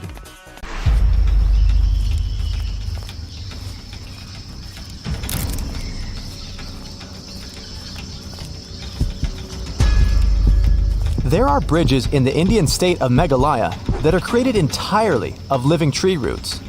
The bridges are made up of tangled thick roots that makes them strong enough to hold over 50 people at a time. The Khasi and Jantia tribes became masters in the art of growing these insane bridges. They need them to cross the streams below with ease. Some of these bridges are over 180 years old. To make them, the members of the tribe care for the roots until they grow long enough to reach the opposite bank. It can take as long as 10 to 15 years to grow a bridge. In the process, the roots become tightly entwined with one another. This is how the bridges get so strong. Some of them are over 100 feet long. And once a bridge is fully grown, it can last over 500 years. While some roots decay, new ones are continually growing. That's why the unusual natural constructions last so long. Visitors to America's Death Valley National Park were stumped and a little bit scared when they found these highly unusual rocks. They appeared to be moving across the sand, all by themselves. There are many rocks that leave telltale signs in their wake. Scientists are baffled. Some of these rocks weigh over 650 pounds. And some of them have already traveled as much as almost 1,000 feet. There are many theories explaining this phenomenon, but the most probable one claims that the stones move because of something called an ice shove. In the winter, parts of the valley fill with water and the rocks at the bottom become frozen. And since ice can rise to the top of liquids, just like in your favorite soda, the rocks slightly lift from the floor, and then they scrape the muddy bottom of the lake bed. When the summer comes, the water evaporates and the ice melts. All that's left is the rocks and their mysterious trails. Volcanoes can not only shoot out burning hot lava, they can also fire lightning. When volcanoes erupt quickly, ash, dust, rock, lava, and gases are all released at breakneck speeds. This creates so much friction that it causes static electricity to build up and then shoot out in the form of lightning. Fire tornadoes are also a thing. They form when powerful winds hit an already existing fire and drag it upward into a terrifying column. The US watches at least one of these insane spectacles once a year or so. Some of them can reach heights of over 1,000 feet. One of the coolest and rarest natural phenomenon ever is a moonbow. And yes, it's exactly what you think, a rainbow around the moon. But for this lunar rainbow to appear, the conditions must be super precise. The moon must be low in the sky must be dark. Water droplets must be in the air in the opposite direction of the moon. It'll also help if the moon will be shining bright as a diamond. Moonbows occur when moonlight gets reflected off of water droplets in the air. The light hits the droplet at an angle that alters its direction. There are beaches with glowing water that look as if they come straight out of your favorite sci-fi show. These incredible places can be found all over the world, from the Maldives to Puerto Rico. The mysterious glow is caused by tiny marine algae that live under the water's surface. They give off a bright light whenever waves and currents move them. And beaches start glowing blue, green, or red every time the tiny algae get agitated. Take a flight over the emerald woodlands of Western Australia, and you'll be surprised to find a series of bubblegum pink lakes. If you manage to venture down to the lakes, you're in for a treat. Their waters are completely safe to swim in. Not only will it make for the perfect Insta-pic, but this water also has incredibly high salinity. This basically means you'll be able to float on its surface. The lakes are surrounded by the deep blue Southern Ocean. Some lakes have their trademark color because they're filled with algae that have high levels of a red-orange pigment. Others are likely to contain tiny microorganisms called haloarchaea. They look red or pink when there's a bunch of them together. And there are people who believe that the lakes have this hue because they're full of bright pink prawns. Light pillars are colorful beams of light that either jet up from Earth towards the sky or shine down from the clouds. Usually, they only occur in cold temperatures as they form when the sunlight gets reflected off of ice crystals floating in the air. The higher the crystals are in the air, the taller these bright and colorful pillars become. They're most common at sunrise and sunset. There are hidden caves all over the world that are filled with glowing light. This light comes from hundreds of glowworms that have made a cozy home in the caves. Some of the caves are more than 30 million years old, and most of them can be found in New Zealand and Australia. The worms themselves don't actually glow, but baby worms called larvae form silk strings made out of mucus. These strings form nets. It's these nets that can illuminate the entire cave. Their purpose is to attract flies and other tasty insects for the glowworms to munch on. Rainbow trees are 100% a real thing. Hailing from the Philippines and Indonesia, these colorful wonders are called rainbow eucalyptus or rainbow gum. The rainbow hues are created by the contrast in colors of old and new bark. As the thin surface layers of bark peel away, they reveal newer ones with brighter, more eye-catching colors. The brand new bark is green, then it changes to purple, then red, and finally brown. This is because the trees contain a substance called chlorophyll. It makes the bark green.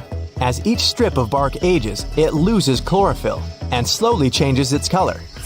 In a desert, you can find beautiful and unique roses made entirely of crystals.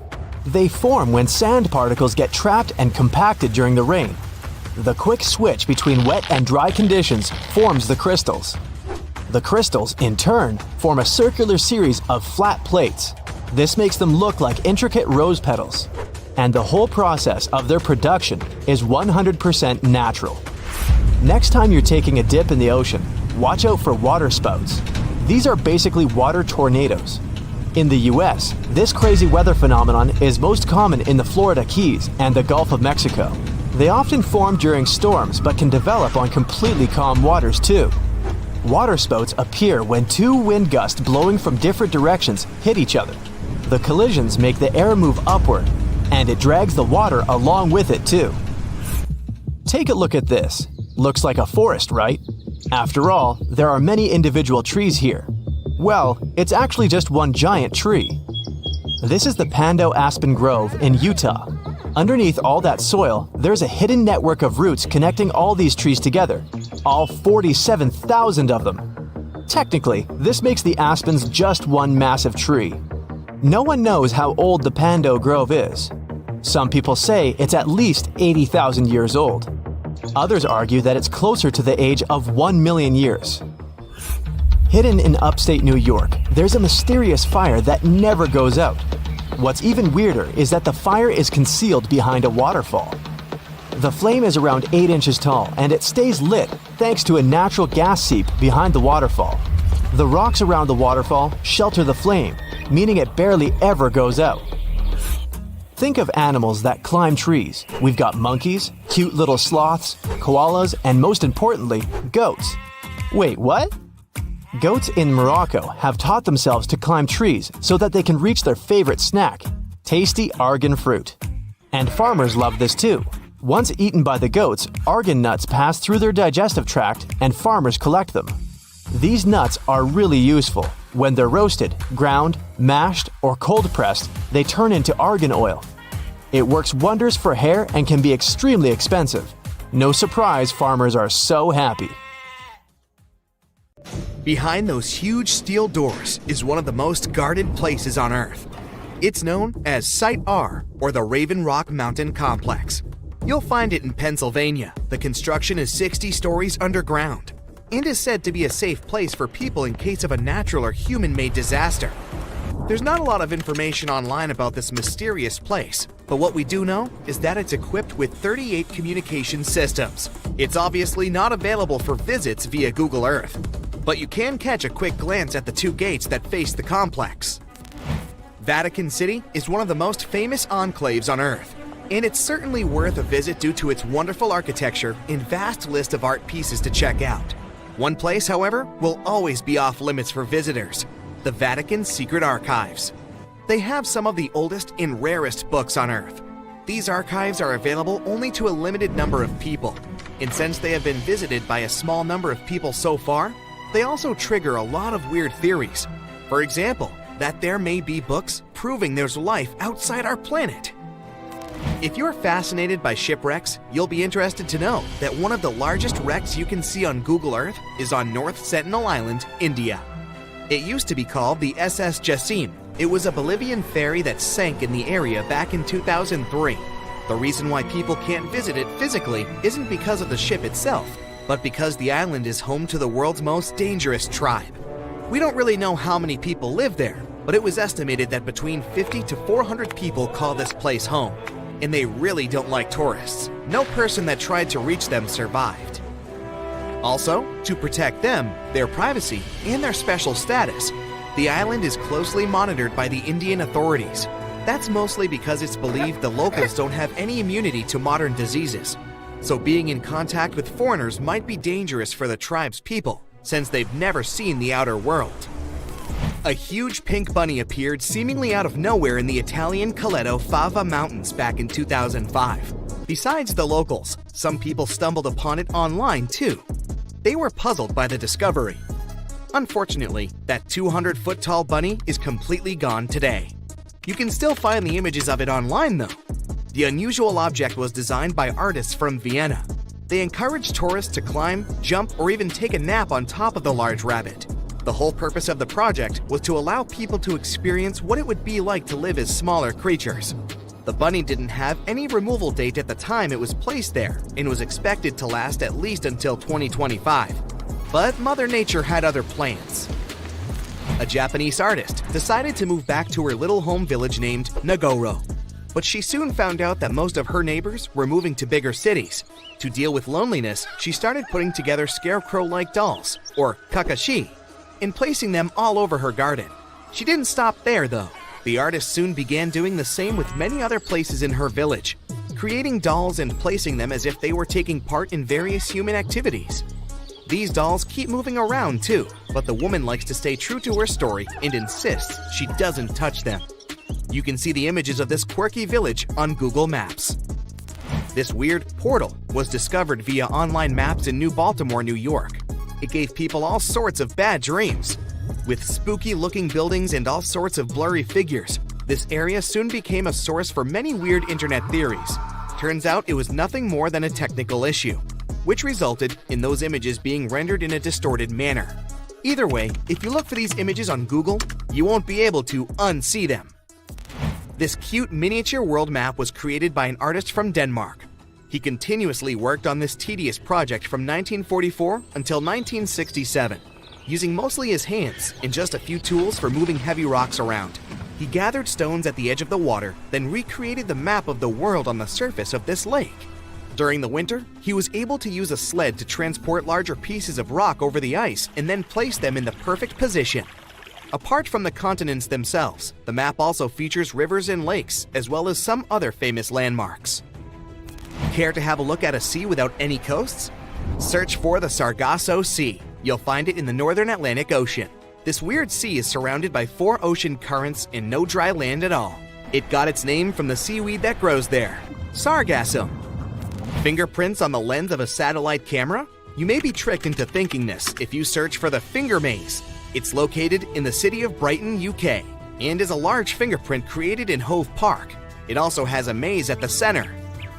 It can be really hard and time-consuming to look for wild animals on Google Earth, but the Geo browser does have a nice feature that can help if you're eager to see hippos and flamingos in their natural habitat. Try Googling animals from above and start scrolling through these images. This unique feature can take you from Kenya to Namibia and even all the way to Antarctica, where you can see emperor penguins. There are some places on Google Maps that, for specific reasons, aren't available for the online public, like the Royal Palace in Amsterdam. If you head over there via Google Earth, you'll see that everything around the Dutch Royal Palace is still visible, like the vegetation and roads, but the construction itself is blurred from all angles. That's probably because local authorities want to keep the unique views of the palace for the eyes of physical visitors only. The same goes for the Tantaco National Park in Chile.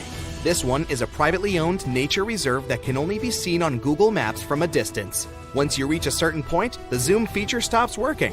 Some people say that since it's a nature preserve, it may be home to some endangered species, and extreme measures are taken for their protection. You know how a certain brand of fried chicken has a certain kernel on their logo? Yeah, you won't see any of these logos in high resolution on Google Maps. That's because the online map uses specific algorithms to detect people's faces and blur them out. As you can see, it's not always really that accurate. It's called Snake Island, and the Brazilian authorities prohibit people from visiting it. For good reason. You'll find the island near the city of Sao Paulo in Brazil. It's said to be home to over 4,000 snakes. Some of the most venomous types of reptiles on Earth call this place home. If that's not creepy enough, how about that some of them are so dangerous that a small drop of their venom can permanently damage the human skin? You can see the shape of the island on Google Earth, but the more you zoom in, the blurrier it becomes. Here's another cool thing you can do on Google Earth: time travel. Well, at least sort of. You won't be able to travel back in time and tell yourself to study more for that tricky exam, but you can see certain historical images of places you like. You can check if this feature works by looking at the upper left corner of the screen. If you can see a small icon with a clock, it may allow you to scroll some years back. But you can also see how sunlight affects Earth if you turn on the sunlight feature. 300,000 people and over 80,000 horses. Yep, that's Iceland. The breed they have there is very specific, hardy, long-lived, and because of it, internationally popular. These horses can be found in North America and Europe too, but they can have certain features people from Iceland don't want their breed to have. Because of that, the Icelanders wanted to avoid mixing their horses with other breeds, so they passed a law over 1,000 years ago that said no horse imports. That's right, even if they give you some of their own horses, you can't take them back. No chewing gum in Singapore. Vandals used to stick their chewing gum on door sensors or would find some other way to mess with public transportation, so the country had to spend around $150,000 annually to clean that. It was easier to ban it by law, so no gum can be bought, sold, or blown into bubbles over there. Not a good idea to import them either. Going to Greece? Good. Have a safe trip. And pick the right shoes. Ever since 2009, no high heels are allowed at the Acropolis. Not that Greeks have anything against stilettos, but they simply wanted to protect their ancient ruins from damage those pointy things can cause. That, and the fact that it's not really practical for such terrain anyway. In the Italian city of Milan, it's illegal to frown in public. Or at least it was a couple of centuries ago. Through difficult historical times, Milan had to create a way to stand out, which is why there was a law requiring people to smile and generally be in a good mood in public places. Germany has highways where you can drive over 100 miles per hour. But if you get crazy with speed and run out of gas while still on a highway, you'll pay a nice fine for that. Are you 1 to 2 miles away from the gas station and want to get there on foot? Better not. That's another fine. Germans make it your responsibility for filling your car. And walking along the highway is not that safe, as is leaving your car on the side of the road. A Winnie the Pooh t-shirt. That brings back some good old memories. Well, memories are sometimes better left at home. Since Winnie doesn't wear pants, Poland decided to ban this character, so you can't have it on your clothes, around schools or playgrounds, no matter what age you are. Just in case you ever wake up and decide it's time to do some hiking in Switzerland without your clothes on, don't. For some unknown reason, some travelers made this type of hiking a thing in Switzerland a couple of years ago. So Swiss officials kindly ask you to keep your clothes on. Greetings from New Zealand. If you want to spend your Sunday afternoon flying with a rooster in a hot air balloon, you might have to find another country to do it, because here, it's illegal. Sorry. Staying in their neighborhood, in 1966, there was a law that prevented you from flying a kite in Australia in a public space if that bothered other people. Luckily, 1966 was a long time ago, so no one will remember this if you decide to have some flying kite fun in a park. Hopefully. While you're there, you can't tie your goat to your vehicle. Also, no dressing as Batman and Robin. You don't want to prove to law enforcement you're not actual vigilantes, right? In some cities, taxi drivers must have a bale of hay in their trunks at all times. At least, they had to until 1980. This law came from the olden days, when horses were still all the rage. And you can't just fill a horse with fuel now, can you? Moving to the United States now. If you're in Washington, don't even think about going after Bigfoot. They passed a law in 1969 where Bigfoot was proclaimed to be an endangered species. So, they didn't say anything about the Yeti though. In Vermont, there used to be a rule prohibiting clotheslines, as some people voted against unsightliness of others' linen and underwear hanging in everyone's view. That's why they made a new regulation. You can't forbid people to put up clotheslines. One rule against another. Yep, that should work. Shh, can you hear that? Someone's talking behind this door. Oh, I wonder what they're saying. Stop right there. At least if you're in Oklahoma. The law says you can't secretly wander around and accidentally overhear someone's conversation and then repeat or publish it later. So if you have anything to share, go tell it to the people of Oklahoma. Your secret is safe there. If you ever take a walk in Nevada and then decide to lay down on the sidewalk and take some rest, think twice, since that's illegal there. Don't sit either. You won't get away with it. Nuances, you know. If you're from Baltimore, Maryland, remember not to bring your lion to the movies. I know the big cat wanted to see it badly, but rules are rules. Also, while you're there, remember a couple of more things you shouldn't violate.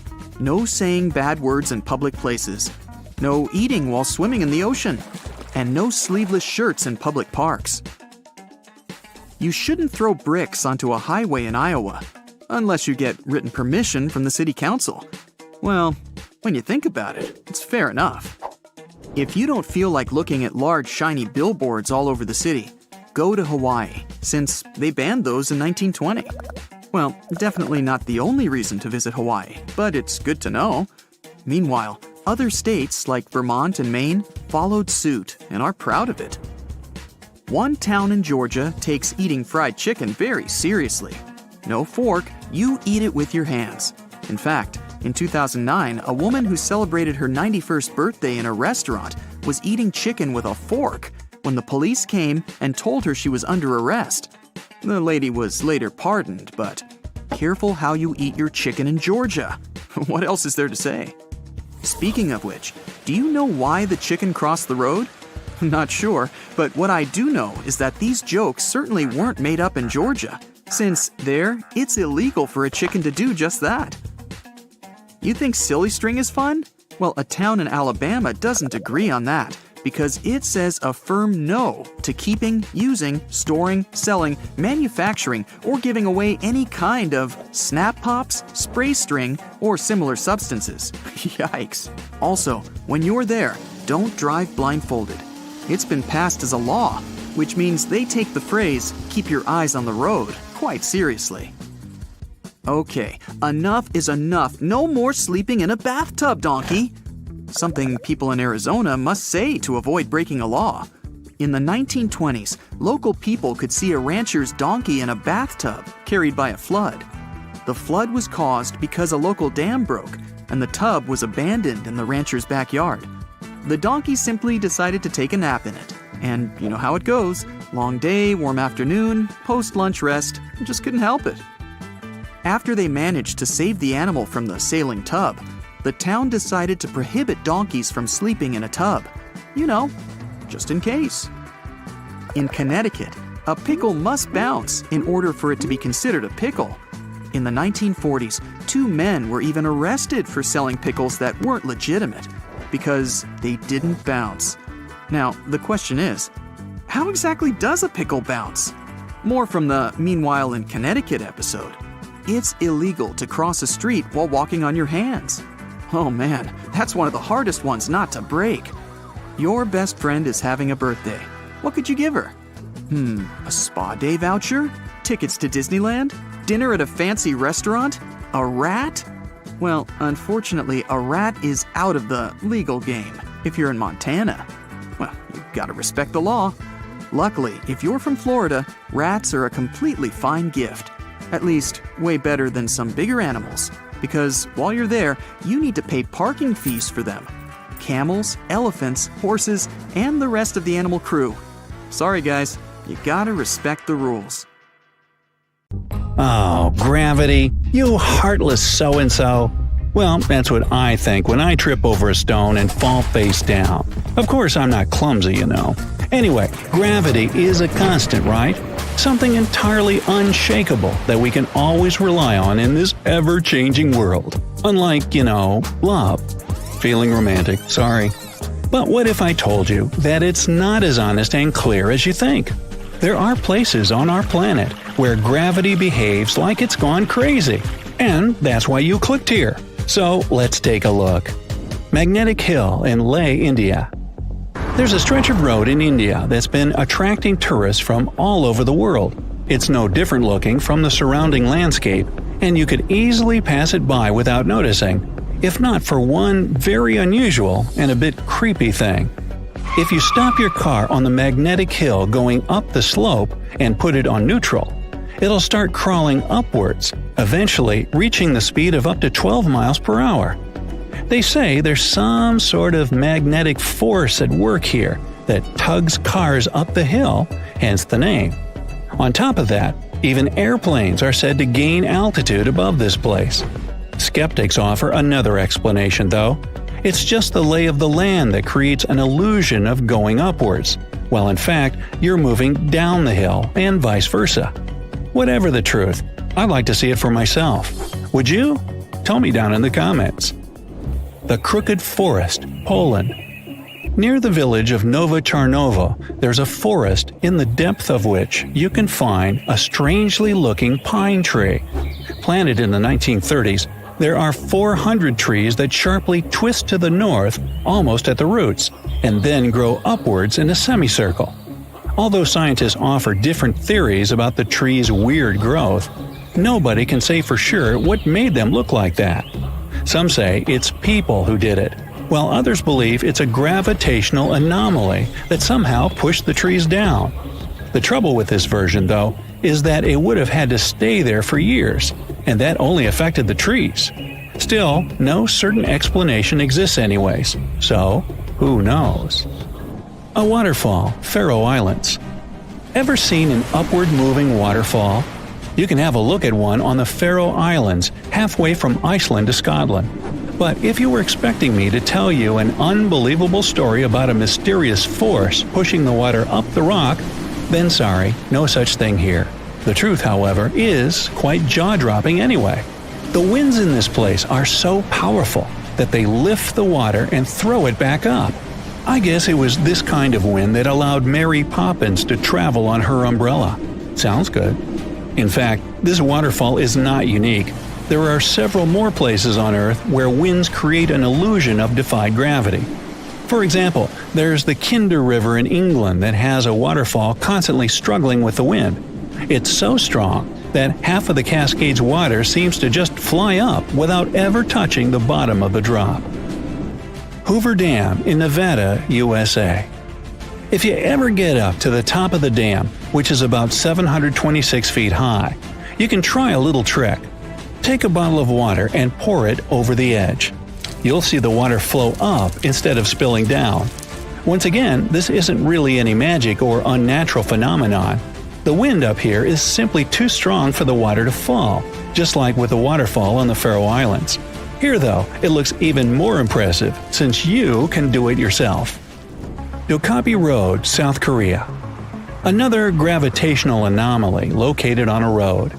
Locals once found out that if you put an empty can or a bottle on the ground, it will immediately start rolling uphill. Unlike other such places in the world though, Dokkaebi Road doesn't just create an illusion. When you walk down the slope, you don't feel as if you're going up. Everything's pretty normal. But once you put down an object that can roll, it will do that in the opposite direction than it should. Local authorities were quick to get the idea and put a signpost directing curious tourists to the mysterious road. Golden Rock, Burma. If you happen to be in Burma, these days it's also called Myanmar, make sure to visit this well-known site. A gold leaf-covered boulder sits upon the edge of a cliff, and a small pagoda is built on top of it. The impressive thing about the rock is that it only lightly touches the cliff for support. In fact, it looks like the boulder will fall any minute now, but it has been standing like that for centuries. On top of that, the pagoda built upon it is not really a recent addition, so it's quite an unusual sight to see. The rock seems to be saying, "Gravity? I don't care about that stuff." The legend has it that what keeps the boulder in place is a single strand of Buddha's hair. Well, I don't know about that, but you can check out the rock for yourself and see that it's not attached to the cliff by anything. And yet, it's not budged for 2,500 years. Something must be at work here, huh? Stone of Damasco, Argentina. If there ever was a thing that said, "I defy gravity" out loud, it's the Stone of Damasco. The huge 300-ton boulder stands precariously on the edge of a cliff and rocks a little bit from side to side in the wind. People even checked it by putting glass bottles under one of its edges. They exploded with another movement of the rock. Unfortunately, today you can't see this wonder of nature as it was a century ago. In 1912, the boulder suddenly dropped from its perch, which it had occupied for literally hundreds of years. The people in the nearby town of Tandil were so sad about this event that 95 years later, in 2007, they decided to restore the stone. Well, not exactly put it together chip by chip. They made a plastic replica of the rock and put it on the same spot and even in the same position. So even today, coming by Tandil, you can see its famous balancing boulder. More of a symbol now, of course, because it's no longer rocking and only weighs 9 tons. But instantly recognizable nonetheless. Devil's Tower in Wyoming, USA. Remember this place from the movie Close Encounters of the Third Kind? If not, you should go watch it, but not right now. This place doesn't make you feel like you're witnessing some magic and doesn't really trick gravity right before your eyes. Sounds almost boring compared with the rest of the sites on my list, right? But the true mind-blowing feature of Devil's Tower is that scientists can't explain how it came to existence in the first place. You see, it's an 867-foot rock formation with walls so steep they're basically vertical. But that isn't even the main thing. This piece of stone just rose amid rolling plains of Wyoming with nothing like it for miles and miles around. So how is it that such a flat landscape could have suddenly given birth to something so tall? Theories abound, but nobody has the answer yet. My theory? Well, perhaps here is where the Earth has a giant outie belly button. Well then, you come up with a better theory. Oregon Vortex, USA. The House of Mystery in Gold Hill, Oregon amazes its visitors with gravity-defying effects. You can't stand straight there, always leaning to the side and having to hold on to something for balance. Balls roll upwards. And there's also a broom that stands perfectly still wherever you put it, unlike virtually everything else in this shack. The local Native American tribes called this place the Forbidden Ground, even before the house was built there, and they avoided approaching it. The owners of the shack, though, decided to turn it into an attraction, and they succeeded. They created an atmosphere of mystery around the place and spread the news about it in newspapers and later on the internet.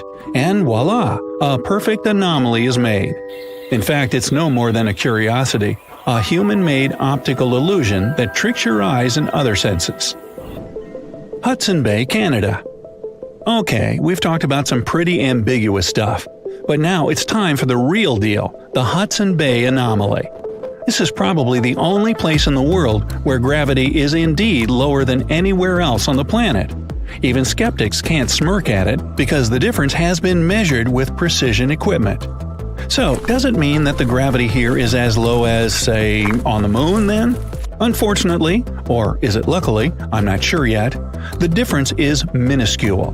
The exact value is 0.005%, or 1/200%. You won't be able to feel it even if you try your hardest, but it's still there. Scientists say this anomaly exists because of the ice sheet that covered the area about 10,000 years ago. It compressed the rocks so much that they still can't fully recover, shifting the gravitational field in Hudson Bay. Sometime in the future, though, the gravity will return to normal in this area as well. No moonwalk for me then. If you're picking a vacation spot, you should definitely look at this list. And then remember to never visit any of these places. They're incredibly dangerous, and life struggles to exist in them at all. This is Ethiopia's geothermal field, Dalal. With toxic green pools and bright orange sand, the landscape here resembles another planet. Scientists believe that it shares a good resemblance with the surface of Jupiter's moon, Io. The bright yellows and oranges just scream that this place is poisonous, and your instincts are right. Dalal is full of sulfur, which makes it uninhabitable. This place looks so crazy because it's actually in the mouth of a volcano. What's even more strange is that, unlike normal volcanoes, this one is inverted. Most volcanoes rise into the sky like mountains, but Dalal is indented. The mouth of the volcano sits at 160 feet below sea level. The surface above the volcano is covered with water reservoirs, soil, and crazy mineral formations that look like coral reefs. All of this is created by the activity of the magma about 2.5 miles underground. The magma heats the water in the ground, and it begins to rise through layers of salt. When the volcano is live, it produces a lot more magma, which forces more water up to the surface. The water brings minerals up with it, and they create the fake coral reef. The breathtaking visuals at Dalal don't end at the mineral formations. There's even a purple and yellow lake. You wouldn't want to risk swimming in it though. The lake's temperature is above that of boiling water. The heat is one of the main reasons that this isn't the perfect vacation destination. Dalal's average temperature is higher than anywhere else on Earth, at about 94 degrees Fahrenheit. By comparison, the average temperature across the United States is about 54 degrees. This part of the world barely ever experiences rain, so it's one of the driest places on the planet as well. Amazingly, people were once settled in this incredibly hostile climate. The small village evacuated though, leaving Dalal deserted. Dalal has the highest average temperature on Earth, but there is a place with a higher recorded peak temperature. Death Valley, California, was recorded to reach 134 degrees Fahrenheit at one point. That's so hot that you couldn't even fry an egg on the rocks there. It would just burn within a few seconds. Unlike Dalal, it isn't always this unhospitable. It can be comfortable for humans from November to February, and it has even seen rain and snow. The temperature might not even be far from what you have at home. This valley is also home to some stones that were nicknamed the sailing stones. These huge rocks sit at the bottom of a dried lake, and they sometimes move without anyone knowing why. They weigh several hundred pounds, and it wouldn't be possible for a person to move them, so the process was a complete mystery for years. After a while, scientists noticed that the stones moved infrequently, maybe only once every 3 or 4 years. They only move a couple of dozen feet, too. Using this information, they eventually realized that the rocks were actually being moved whenever it got icy. On the coldest nights, at the bottom of the dried-up lake, a thin layer of ice began to form. Then the wind would begin to move the rocks slowly, at a speed of 6 to 16 feet per minute along the bottom of the lake. The stones could only go so small a distance because it was icy so infrequently. We travel from the hottest place on the planet to the coldest, Vostok Station, Antarctica. The lowest temperature ever on Earth was recorded here, at negative 128 degrees Fahrenheit. That's 18 times colder than your refrigerator. It isn't just freezing, though. The station is located at an altitude of 11,500 feet. At this elevation, there's much less oxygen, which can cause dizziness and breathing problems. The people who work here have to experience the polar night. This means that they spend 120 days a year in total darkness. All of these extreme conditions combine to make it one of the most dangerous places on Earth. There is another place called Death Valley in Russia. It isn't dangerous because of high temperatures or dryness. Instead, it gained its reputation because of some scary, mystical events. Some people traveling through the Russian wilderness stumbled upon strange structures that looked a bit like giant, half-buried cauldrons. The travelers used them as shelter from the elements, and some disappeared without a trace. When people returned to the same area, they fell ill. Nobody understood what the cauldrons were or what was happening, so they began to gain a supernatural reputation. The valley has been subject to a number of investigations in which researchers try to solve the mystery of the area. They went on exploratory expeditions and even got a better view of the situation from the air. On one of these expeditions, a pilot discovered a new cauldron. When he landed and found it, though, he found that it was actually just the opening to a small cave. The modern understanding is that all of the cauldrons were really just strange rock formations and entrances to caves. The tired and confused travelers were just bewildered by their unusual appearance. The illnesses and disappearances were likely a result of the dangerous gases released in local geothermal activity. In reality, the travelers were probably camping out in an area with an accumulation of CO2 or other poisonous gases. Most of these places have been so dangerous that they make it difficult for even the hardiest bacteria to survive. But some places are so dangerous because of the creatures that live there. Snake Island is thriving and filled with life, but it's just as inhospitable to people as the other places on this list. It sits 21 miles off the coast of Brazil and hosts some of the world's most venomous snakes. Some people claimed that there could be as many as 500,000 snakes in total. That turns out to be an exaggeration, though. In reality, there are likely only about 4,000 venomous snakes. The movement of the Earth trapped them on the island many years ago. Initially, there was a strip of land connecting the island to the mainland, but over time, changing sea levels and land movements cut them off. The snakes and a few other animals were left to live on the island in isolation. It isn't just that you shouldn't visit this island, you're actually banned from setting foot on it unless you have a special pass for researching the island's wildlife. This measure is in place to protect people from the venomous snakes and to protect the rare species of snake from humanity. The only man-made object on the island is a lighthouse designed to help ships avoid the island. When it was built and automated, humans left the island forever. Other dangerous places have been created by humanity itself. One of the craziest is North Yungas Road in Bolivia. This is a 43-mile stretch of road that winds through the mountains. The narrow trail is cut into the cliff's side with a sheer drop on one side. If you looked out your window, you would see a 2,000-foot drop into a seemingly never-ending chasm. It's described as a cycle path, but you can often see huge trucks traveling along this road. This can cause huge problems because the road isn't wide enough for two large vehicles to pass each other. About 300 cars go missing here every year. The constant rockfalls, waterfalls, fog, and rain make this place even more dangerous. Bolivia is home to another dangerous place that you wouldn't want to risk visiting, Madidi National Park. The park is a vast jungle, larger than 20 New York cities. The whole area is filled with dangerous plants, animals, and insects. It's highly discouraged to visit this park without being accompanied by experts. Unlike humans, some living things can survive in incredibly hostile conditions. The gateway to the underworld in Turkmenistan would be completely impossible to visit for any human being. The terrifying crater was made when a gas field collapsed in on itself. This freed all of the dangerous gases, so scientists decided to set it alight to prevent it from poisoning the surrounding area. The fire was lit 50 years ago, and it still burns today.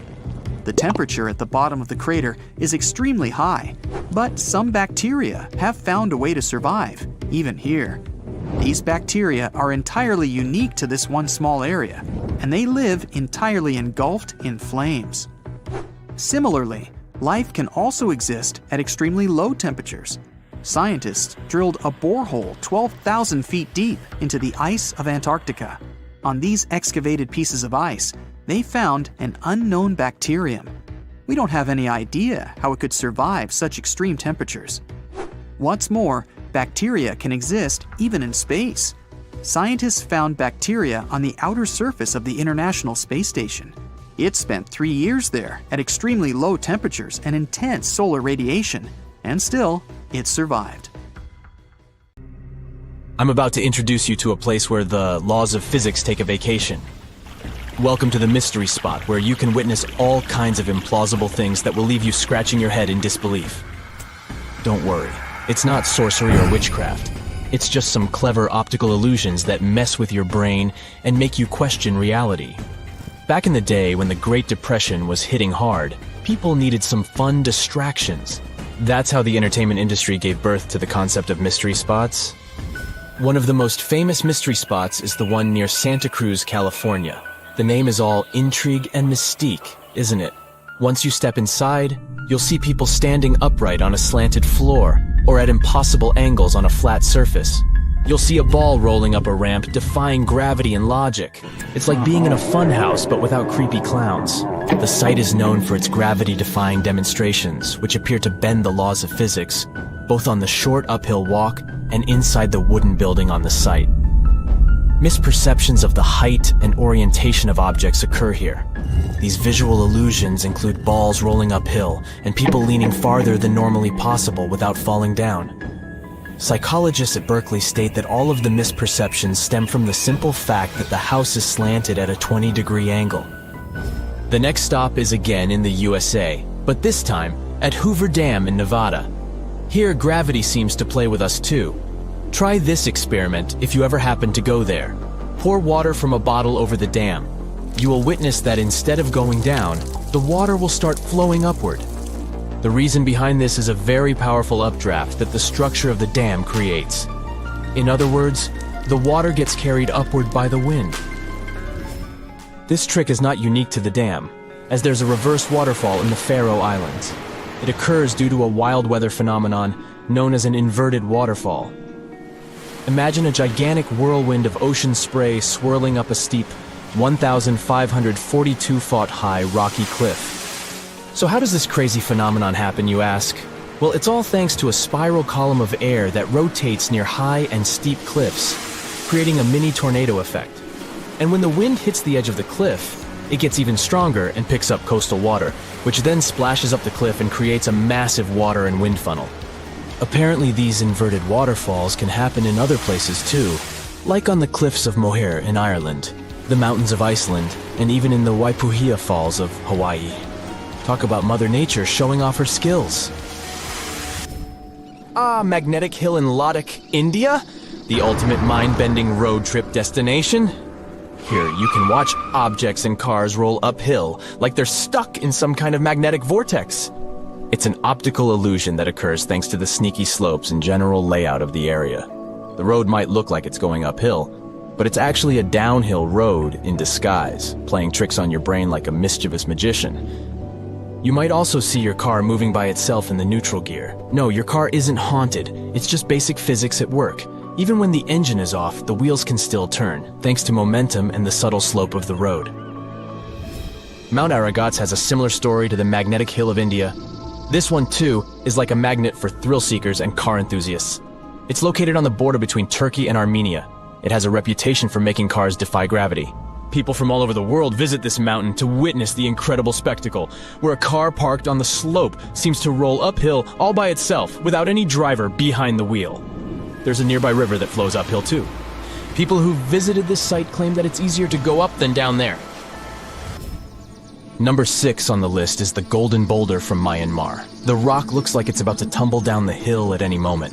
But it's not going anywhere. It's been sitting there for over 2,500 years. The rock is the centerpiece of a stunning pagoda that sits on top of it, towering 49 feet above the ground. According to legend, the rock is held in place by none other than a strand of Buddha's hair. It's no wonder that this place is one of the most important Buddhist pilgrimage sites in Myanmar. The rock was chosen by a celestial king who was impressed by a Buddhist monk's incredible asceticism. So, he used his supernatural powers to carefully place the rock in its current spot, where it looked like the monk's head. If that's not enough, it's said that only a woman can move the boulder. That's why women aren't allowed to touch it. So, if you're up for an adventure, head over to this magnificent rock and pagoda and witness this gravity-defying feat for yourself. Back to the US. Oregon Vortex is located on Sardine Creek, Oregon. It's a tourist attraction that's been around since 1930. The owners of the attraction claim that it's some paranormal activity, but it's pretty obvious some clever optical illusions are involved. Legend has it that even before the attraction was built, Native Americans in the area warned that this land was forbidden, and horses refused to go there. But then, some gold miners built an assay office there in 1904, and the building ended up sliding to a wonky angle. Now picture this. You're in a cozy spot, away from city light pollution, staring up at billions of stars putting on a sparkling show above you.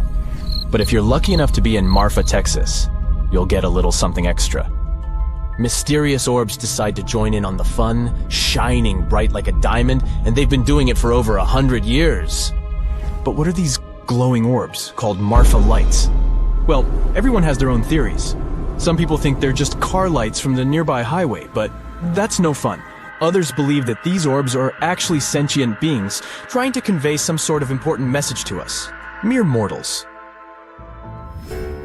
Imagine standing at the edge of a stunning lake, admiring the picturesque view of a majestic volcano.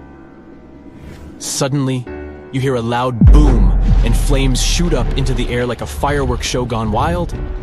But don't worry, it's not an eruption, it's just the Kauai'an Lake and volcano doing its thing.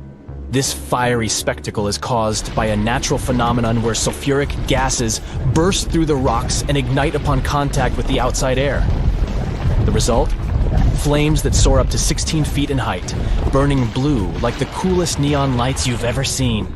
And if that's not enough, the liquid sulfur that streams down the mountain looks like a molten river of electric blue lava. It's equal parts terrifying and breathtaking, and a sight you won't soon forget. Speaking of unforgettable things, the Richat structure in Mauritania has been an eye-catching enigma for astronauts since the dawn of the NASA space program. This circular feature in Earth's crust was created by a raised dome that was eroded over time, revealing the original flat rock layers.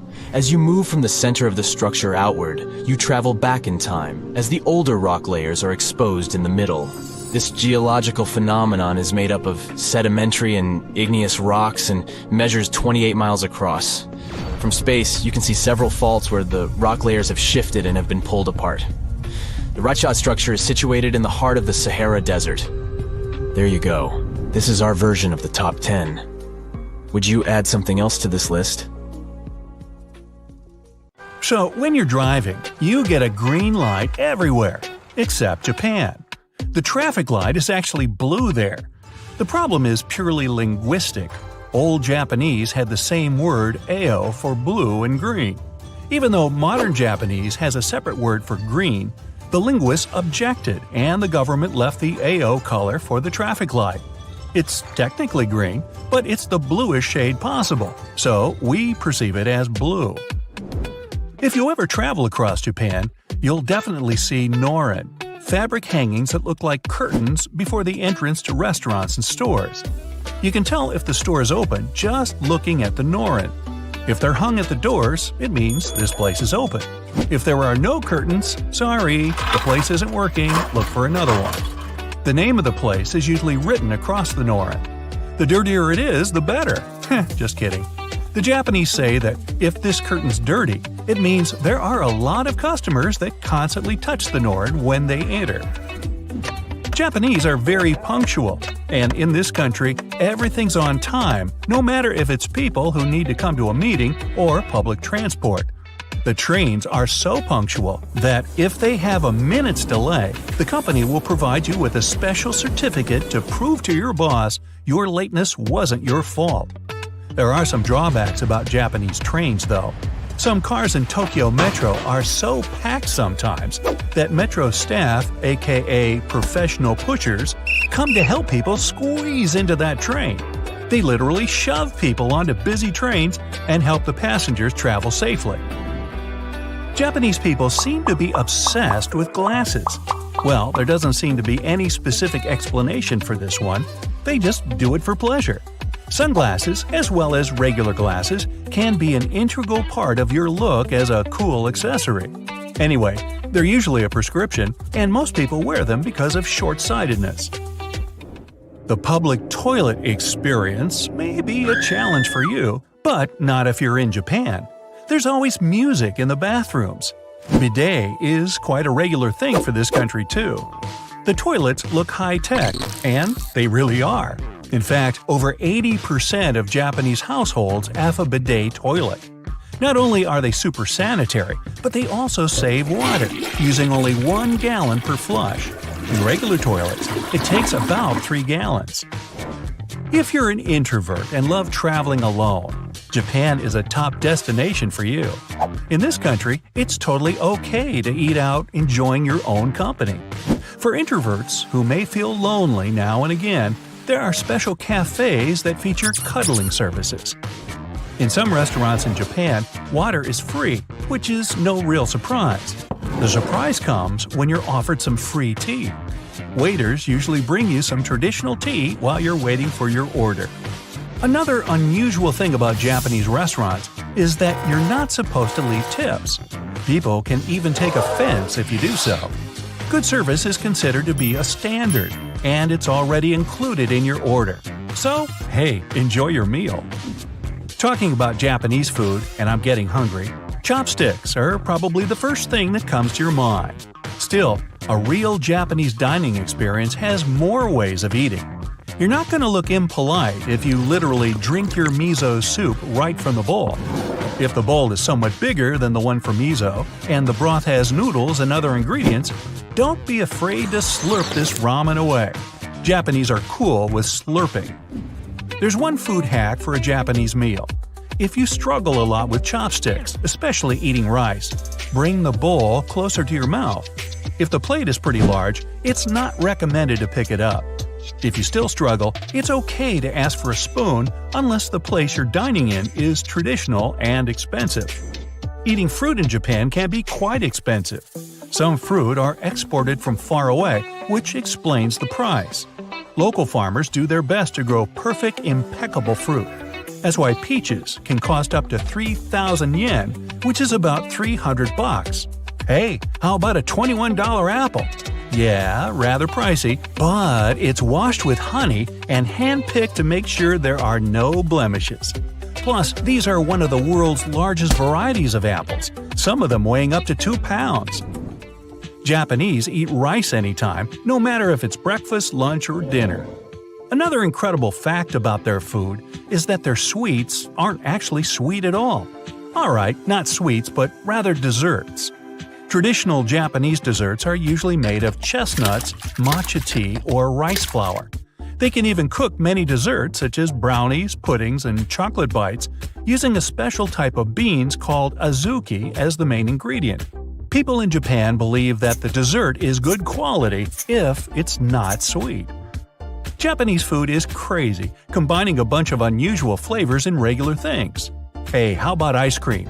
Choose the flavor. There are potato, miso, wasabi, soy, and many other flavors. For those who like it extreme, there's even raw horse meat ice cream. That's really good horse. Yeah, right. These tastes are not very common for the Japanese either, though. Some other unusual foods feature hot dogs with noodles instead of sausage or unagi cola. Yeah, it's like eel plus cola. And if that's not enough, you can also find chocolate chip ramen in Japan. You can't beat it. Japanese always take their shoes off when they enter the house. They even have multiple slippers. For example, toilet slippers. Don't come inside a Japanese house with your shoes on. It's very impolite. Most cultures usually use handshakes for greetings, but in Japan, people mostly use bows for this purpose. The more times and the deeper you bow, the more respect you show to a person. There's a catch though. If you bow too deep, it could be offensive. Bows are acceptable everywhere – supermarket, workplace, and even among friends. Sometimes, getting connected working on something on a train can be next to impossible because of the noise level. In Japan, nothing can distract you on a train, so you can even work. People usually don't even answer the phone there. Still, the Japanese aren't quiet all the time. Bars make a big part of the Japanese everyday culture, so it's pretty loud there. Watermelons are round, right? Well, not in Japan. Japanese farmers have a special technique for growing square watermelons. They grow it in a special container. This way, they can fit into a fridge easier. Some other shapes are available. For example, the fruit can be triangular or heart-shaped. The only drawback is that such fruits are quite pricey. Turning train seats in Japanese trains are super convenient. You can make a square if you travel in a group of friends. You can adjust your seat to the direction of the train. If you simply don't like your travel companions, you can just turn around too. You will probably never see a janitor in Japan because students have to clean up the schools by themselves. Japanese students even serve lunch. Plus, besides a regular school cleaning, they will go out now and again and clean up the neighborhood. The Japanese never stop inventing, and one of their recent innovations is their non-melting ice cream. Just imagine, you casually walk in the scorching sun, it's 90 degrees outside, and you're enjoying your ice cream, not being afraid of staining your shirt. The secret ingredient is polyphenol extracted from strawberries that prevents oils and water from separating, preserving the ice cream shape. In Japan, with such an abundance of vending machines, you seem to be likely to buy anything you want without ever going to a store. Vending machines sell everything from food to canned bread – yeah, it exists – super spicy snacks with warning disclaimers on the machine, and even toys. Anyways, the Japanese themselves are more likely to grab a quick snack in a store instead of those machines. Long ago, Japanese women would blacken their teeth instead of whitening. Pitch black objects were a kind of beauty standard. To dye the teeth black, they would use iron filing dissolved in vinegar plus some tea powder. And finally, if you want to wish someone a good day in Japan, do you say, "Have a bidet"? No, probably not. Welcome to the spooktacular tale of the John Lawson House in New Hamburg, just 80 miles north of New York City. This 150-year-old home is known for its creepy mannequins that used to magically change outfits and poses on the front porch. Some say these mannequins were haunted by spirits from tragic events that happened nearby in the 19th century. Back in the day, the Lawson family built this historic home in a bustling Riverport village. Tragedy struck when a train accident and a destructive fire occurred near the house in the 1870s, causing chaos and taking many lives. The mysterious mannequins appeared without explanation, dressed in old-timey clothes and accessories. The homeowner was unknown when that creepy stuff was first noticed. Sometimes, mannequins would hold something in their hands, like books. Also, it seemed like those spine-chilling figures didn't fancy bad weather. They would vanish during storms and even face the site of the lethal train accident. But suddenly, in 2016, the mannequins vanished without a trace, leaving behind a mystery that still haunts the John Lawson house to this day. Will they ever return? Only time will tell. Venice, the one in Italy, not a neighborhood in California, may be considered the city of love and all, but Poveglia Island has a fishy reputation. Made up of 2 natural islands and 1 human-made one with wooden pillars and layers of earth, this place is like a creepy puzzle waiting to be solved. One island is covered in greenery, another has the main buildings, and the smallest is basically a fort. The island is now deserted with just a few lonely structures left standing. Rumor has it that about half of the land on the island is made up of human ashes. Yikes. According to stories, when a plague hit, the hospital had to figure out what to do with all the bodies. Supposedly, they ended up burning them, but some say that over 100,000 victims were actually buried in mass graves, called plague pits. The details about how all these bodies were disposed of are sketchy at best, leaving room for spooky speculation about what went down on the island. Whether they were torched or buried, the sad truth is that thousands of lives were lost and left behind on Poveglia Island. Another creepy tale involves a crazy asylum director who supposedly jumped off the clock tower after being swallowed up by a mysterious fog. But this story may have originated from shows like Ghostbusters, with no actual proof that this dude even existed. There are also whispers of patients seeing ghosts within the psychiatric hospital, adding to the island's spooky vibe. While these stories might be a bit out there, they definitely add to the mystery surrounding Poveglia Island. Despite all the exaggerated stories and urban legends, one thing remains true. Poveglia Island has a dark history filled with tragedy. This place has seen it all. The empty buildings and abandoned landscapes are like sad reminders of the sorrowful past that haunts this eerie island. Hush, don't move. We're in the clearing at Hoia Baciu, Transylvania, which has a funky reputation for being one of the creepiest places in the world. The trees there wouldn't grow in a clearing that has a perfect oval shape. Soil scientists have been unable to explain this anomaly. The area attracts a variety of people, from Romanian witches to sword-wielding Americans attempting to cleanse the forest through yoga. Hoia Baciu gained international attention in 1968 when someone captured a photograph of a mysterious flying object hovering over the clearing. Some people are sure those must have been guests from another planet. This event, along with the alleged paranormal occurrences reported by visitors, has added to the forest's enigmatic reputation. Local guides also share other anecdotes linked to this forest. For example, some time ago, a group of 60 people from Bucharest attempted to open a gate into another dimension there. If a paranormal forest doesn't send shivers down your spine, maybe this place will. Yep, there's a whole settlement at the bottom of Lake Lanier, Georgia's biggest lake, and it's filled with a secret American horror story.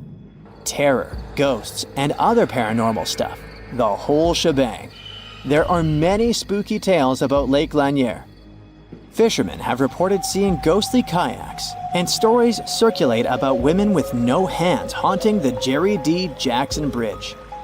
Plus, the lake has a dark side, with over 500 demises since it was created and more than 200 since 1994. People talk about good swimmers getting snatched under the water, mysterious boating accidents, and vehicles crashing into the lake for no reason. Locals will straight up tell you, don't go to Lake Lanier. And with the lake stats, it's hard to argue. Some say the lake is cursed, but it's up to you to decide. The Poison Garden is a misleading, beautiful place where danger lurks behind every leaf. It's tucked away behind spooky black gates at the Alnwick Garden. There, you'll discover a collection of over 100 plants that are not just toxic, but downright lethal. If you don't have to worry about accidentally poisoning yourself, just keep your hands to yourself. No sniffing or nibbling allowed. Venture through ivy-covered tunnels and fiery-shaped beds as you dive into the history of poison and hear some thrilling tales of infamous cases. Prepare to meet some dangerous flora like Laburnum atropa belladonna, and even the infamous Jimpy Jimpy plant that's rumored to be able to hurt you as nothing else. By the way, there are many wild stories about this dreaded plant. Some are a bit exaggerated, like the one about using the leaves as toilet paper. Ouch. But others are no joke, like horses getting stung and going bonkers. There's even a tragic tale of a person passing away from its sting in New Guinea back in 1922. So come on, take the plunge in the Poison Garden if you dare. Just remember to steer clear of any plants that could lead to a seriously bad day. You're having your vacation in Finland, the happiest country in the world. You rent a car and drive to see the lakes. What could go wrong? Suddenly, you come face to face with over 1,000 eerily still figures. These guys are dressed to impress in colorful outfits, but there's something off about them. Their heads are featureless, their bodies wooden, and they all seem to be staring in the same direction. It's like they were playing a giant game of freeze tag, but nobody remembered to yell, "Tag, you're it." These silent sentinels are known as the Silent People, and they've been scaring people since 1988. They're the brainchild of dancer and choreographer Reijo Kila. Originally hanging out in Lasila near Helsinki, they've traveled around a bit before settling in their current spot on the side of the road. Why did they move? Maybe they were tired of big city traffic and wanted a quieter place to chill. No one really knows what these peat-headed, straw-haired guys are all about. Some folks find them creepy, like they're watching your every move. Others think they're kinda sad, like a group of friends waiting for a bus that never comes. But hey, that's art for you. Open to interpretation and open to jokes about scarecrows having better fashion sense than most humans. Bonus here, there's a cafe with traditional Finnish crepes, so you may get scared there, but not hungry. In Australia's far north, there's a spooky granite mountain known as the Bermuda Triangle. Black Mountain, also known as Kalkajaka by the indigenous owners, has been the backdrop for some seriously strange disappearances dating back to 1800s. It's pretty close to Cooktown, so it has some legendary tales attached to it. They say Black Mountain was once a fierce battlefield for opposing ancestral clans. The whole place is littered with massive granite boulders stacked in a chaotic manner, where explorers, horses, and cattle seemingly vanished into thin air. For many years, people were scared by the bad reputation of this place until recent research shed some light on the dark mystery of Black Mountain, leaving no room for further speculation. Turns out, the reason for the disappearances may not be as supernatural as we thought. Lack of swimming skills, crocodiles, or just some good old-fashioned tomfoolery could have been the real culprits. Right now, as I speak from the United States, it is the year 2022. You're likely watching in the same year, unless this video has now been up for 2 years, in which case, it's 2024. If so, hello from the past. But what if you're watching from the year 111? Or 4720? Am I talking to you from the future or the past? I'm confused. For example, if you're in China in 2022, it is the year 4720. And similarly, if in North Korea, it's the year 111. Not all countries have the same calendar. Most of the world uses the Gregorian calendar. It was established in the 16th century and replaced the Julian calendar. Let's do a speedy aerial trip around the world and visit some countries that are in different year zones. We power through the atmosphere. Where shall we stop? Let's start with one of the world's most populous nations, China. Okay, hang back a bit so we can see the surrounding countries too, as some use the Chinese calendar as well. Countries such as Mongolia, South Korea, and Vietnam. According to the Chinese lunar year calendar, the current year, as of February 2022, is actually the year 4720, thousands of years into the future. But not really. The chronology starts from the date Emperor Wang Di started his reign in 2637 BCE. The calendar is cyclic and is based on the astronomical cycles of Jupiter. Within 60 years, Jupiter goes around the Sun 5 times, and those are the 5 elements of the Chinese calendar. One circle of Jupiter around the Sun takes 12 years. These years receive their names from animals. 2022, on the Gregorian calendar, is the year of the tiger. It's not only dates that are measured differently. People's ages are also complex. The chronology starts from 1, not 0. A newborn is 1 year old from birth. Their age increases with the coming of a new year, but not with their birth date. That means that all family members gathering together on New Year's become 1 year older with the passing of the New Year clock. That's why the age of an Asian person can be 2 years different from the age of a European person, even if they were born on the same day.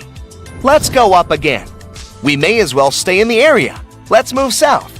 Yes, to North Korea. There, they use the Juche calendar. It has been used since July 8, 1997, together with the Gregorian calendar. The Juche calendar begins with the birth of Kim Il-sung, the founder of North Korea, and the eternal president of the country. His birth year, 1912, became Juche 1 in the Juche calendar. The calendar was adopted 3 years after the passing of Kim Il-sung. His year of birth is called Year 1. There is no Year 0 on this calendar. This makes the year 2022 Year 111 in North Korea. When writing dates, both calendars are used. Let's fly up again into the atmosphere and travel west, not too far away, to the populous country of India. The calendar of India was created in 1957. It's based on the Saka era, the ancient system of chronology that is widely used in India and Cambodia. It's also used in Java and Bali. There are also other calendars in India used by different nations and tribes. Some start the chronology from Krishna's date of passing, 3102 BCE. Others date it from 1957, specifically March 22, 1957, or Chaitra 1, 1879 in the Saka era. Its year 0 corresponds to the year 78 in the Julian calendar. In 1957, India decided to bring all of the calendars in use into one to create a type of uniformity for the country. There were 30 different calendars to consider. The Gregorian calendar is the most widely used. Time to leave India and head west again and across to Saudi Arabia. Here, the chronology starts from Hijra, in the first emigration to Medina, 622 CE. The day here starts at sunset, not at midnight. The beginning of a month is the day when the crescent moon first appears after the new moon. A year is 10 to 11 days shorter than the solar year. Months move in relation to seasons. Those months that were in summer will take place in winter after some time, and vice versa. So what year is it in Saudi Arabia? In 2022, the year there is 1443. Let's go across again and narrow in on Iran. Here, things work a little differently, as they do in Afghanistan too. They use the solar Hijri calendar. It is also known as the Persian or Iranian calendar. It's considered one of the most accurate calendars in the world. Unlike the Gregorian calendar, which follows a set of certain rules to stay in sync with the solar year, the solar Hijri calendar is based on astronomical observations. The year begins at midnight, closest to the vernal equinox in Iran. It's when the daytime and nighttime are equal in length. The first day of the new year is called Nowruz. Let's leave Iran now and head over to Israel, a tiny country in comparison. Here, they have their own calendar, but like many other places, they use it along with the Gregorian one. The start of a new day begins precisely when the sun goes below the horizon, meaning at sunset. This explains why their holiday begins the evening before the first actual day of it. The year count began on October 7, 3761 BCE. This puts the time currently in the 6th millennium, specifically year 5782. The practice was implemented in the 12th century when a philosopher, Maimonides, established a time frame as the date of creation. Whipping over to Japan now, where there are also two existing calendars, the more traditional one based on the years of the Japanese emperor's reigns. Every emperor gives his period a name, the motto of his reign. From the year 1989, there had been an era of peace and tranquility. The throne belonged to Emperor Akihito. The present era, Reiwa, formally began on May 1, 2019, when Emperor Akihito's elder son, Naruhito, ascended the throne as the 126th Emperor of Japan. Officially, 2022 corresponds to Reiwa 4. Popping across to Thailand now. Here, 2022 is the year 2565. Officially, Thailand lives according to the lunar calendar, in which the chronology starts from a traditional but significant cultural event. Still, they use the Gregorian calendar as well. Exceptions are often made for visitors from other countries, and the dates on goods and documents are written according to this calendar. This particular calendar is also used in Sri Lanka, Cambodia, Laos, and Myanmar. Heading across to Africa, and specifically Ethiopia, where their calendar is 8 years behind the Gregorian one. It also has 13 months in a year. 12 months have 30 days, and the last one is very short, just 5 or 6 days depending on whether it is a leap year or not. Also, their day doesn't begin at midnight, but at sunrise. The Ethiopian calendar is based on the ancient calendar of Alexandria, which means they're in the year 2014 during 2022.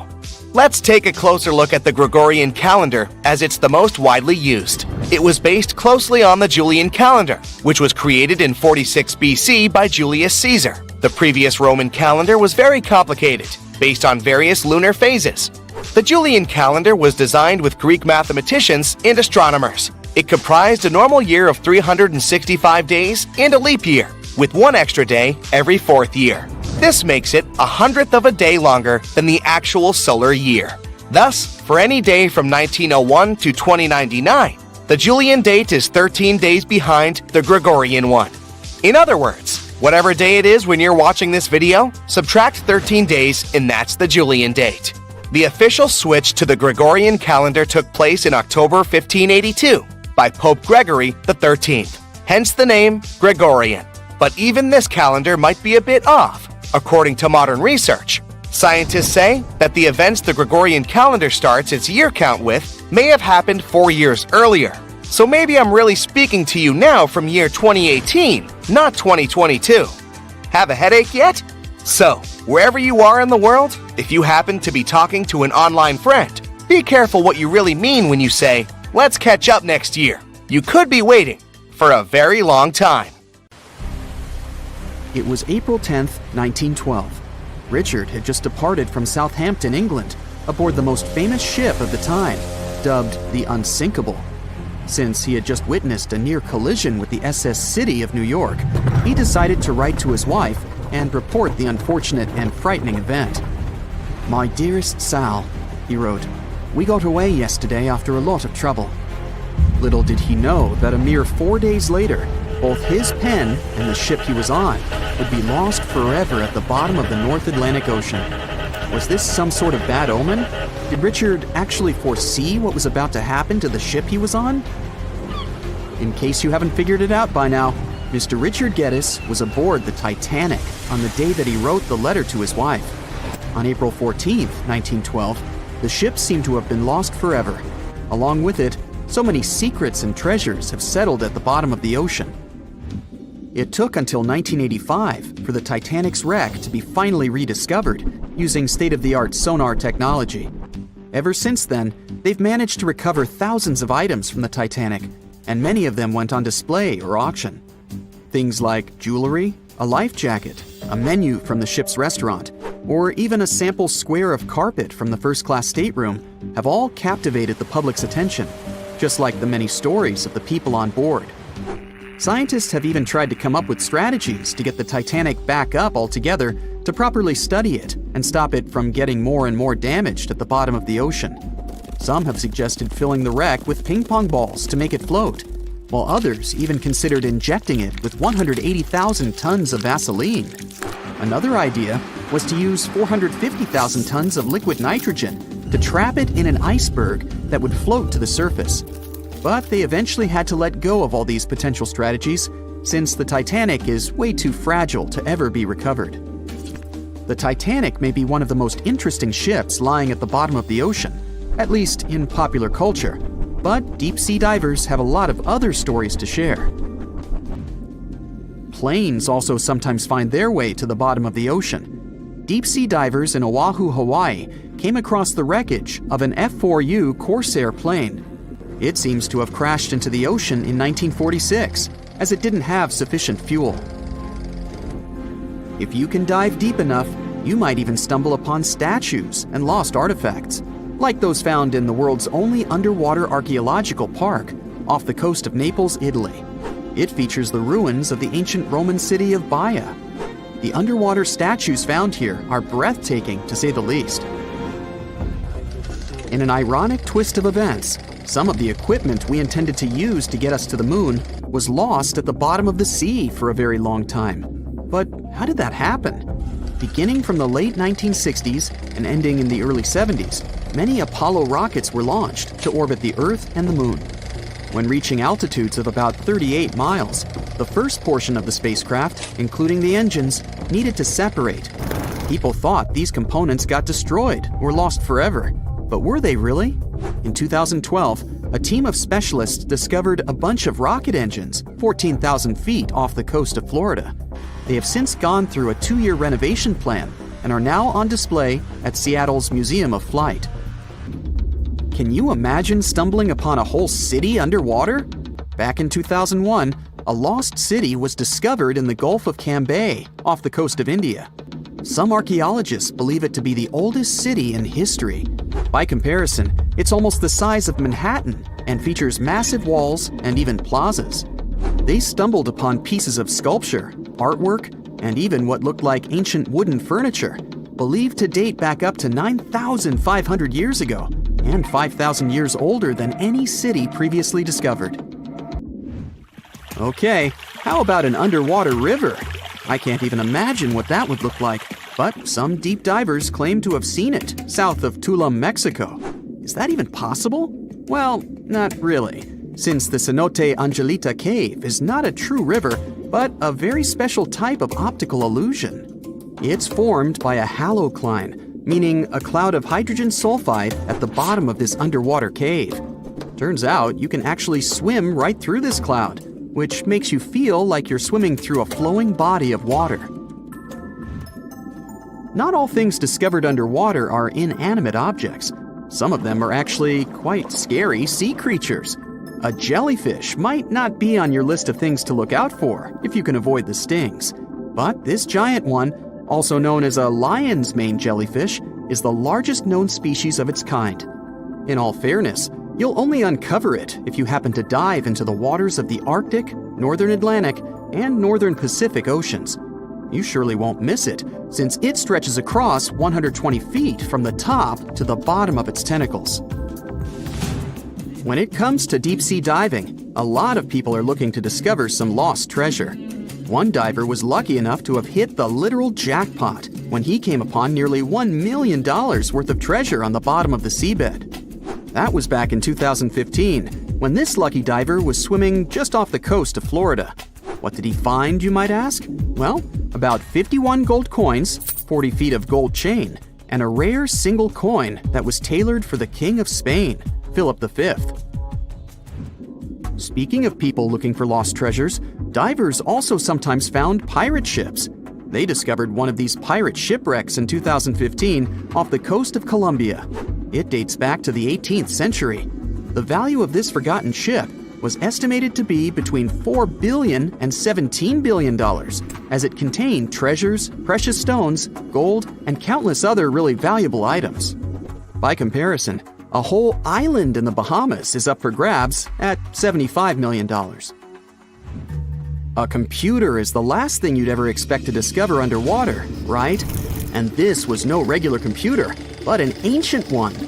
And yet, someone stumbled upon it between 1900 and 1901 on the spot of a shipwreck located off one Greek island.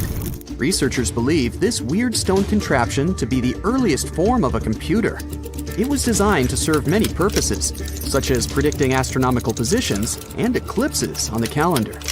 Since humanity lost most of the technology used back then, it was wonderful to rediscover it so many years later. It let us piece together many of the ancient Greeks' accomplishments. The computer is now at the National Archaeological Museum of Athens, should you ever want to check it out in person. This has to be one of the most mysterious places on Earth. It's called the Mariana Trench, and it's the deepest part of the Earth's oceans. We really don't know how deep it is, since it's so difficult to measure, but it's somewhere around 7 miles deep and 5 times longer than the Grand Canyon.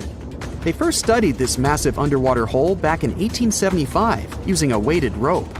Back in 2012, a Canadian film director named James Cameron reached the bottom of the trench in the submersible vessel Deep Sea Challenger. Some of the most bizarre creatures on the planet call this place their home, including the Dumbo octopus, the sea cucumber, and the goblin shark. The Mariana Trench took its name after the nearby Mariana Islands, which are named Las Marianas in honor of the Spanish Queen Mariana of Austria. From tiny islands to giant cities fanning out for dozens of miles, you're gonna learn about the most densely populated places on Earth. It'll make you question the limits of the impossible. To what lengths are people ready to go in their search of a better life, or simply trying to survive? The list of such places includes both Hong Kong and the Maldives, the Egyptian city of Tanta, and a tiny island in Lake Victoria in Africa. Let's find out more about how people manage to live there. Hong Kong has an official population of 7.5 million people, and this number is expected to reach 8.5 million by 2041. The density of the city's population is more than 18,000 people per square mile. Despite a rather low birth rate, the population of Hong Kong is on the rise. This paradox has an explanation. A lot of people immigrate to Hong Kong all the time because of all the opportunities this city offers, like various jobs. The city has an incredibly high price of land. It's one of the main reasons for its high-density development. People with low and even middle incomes can only afford to live in high-rise buildings, and Hong Kong has more than 9,000 of those. Plus, there are more than 300 buildings that are over 490 feet in height. It's more than New York, Shanghai, and Dubai can boast. Hong Kong's incredible growth as one of the tallest cities in the world has a lot to do with its incredible urban planning. At the same time, housing is unbelievably expensive in this region. Median home costs are 18 times the median annual income. That's the reason why less fortunate residents live in the so-called coffin houses, where apartments are tinier than a standard parking space in the USA. Take Quarry Bay, for example, a densely packed neighborhood in eastern Hong Kong, and its Monster Building. It's actually not one building, but a group of 5 connected constructions. There are more than 2,200 units in these 5 blocks, and rumor has it that it houses around 10,000 people. Despite such cramped living conditions most Hong Kong's inhabitants have to deal with, the city is home to several dozen billionaires. Look, this is half a football field, and that's what 1/3 of Bill Gates' home looks like. Another example for you, 2/5 of the White House. These are not random numbers. That's the territory of Migingo Island, located in Lake Victoria between Kenya and Uganda. Over 100 people live on this tiny piece of land. Don't you think that those metal-tiled roofs make the island look like a huge turtle floating on the water?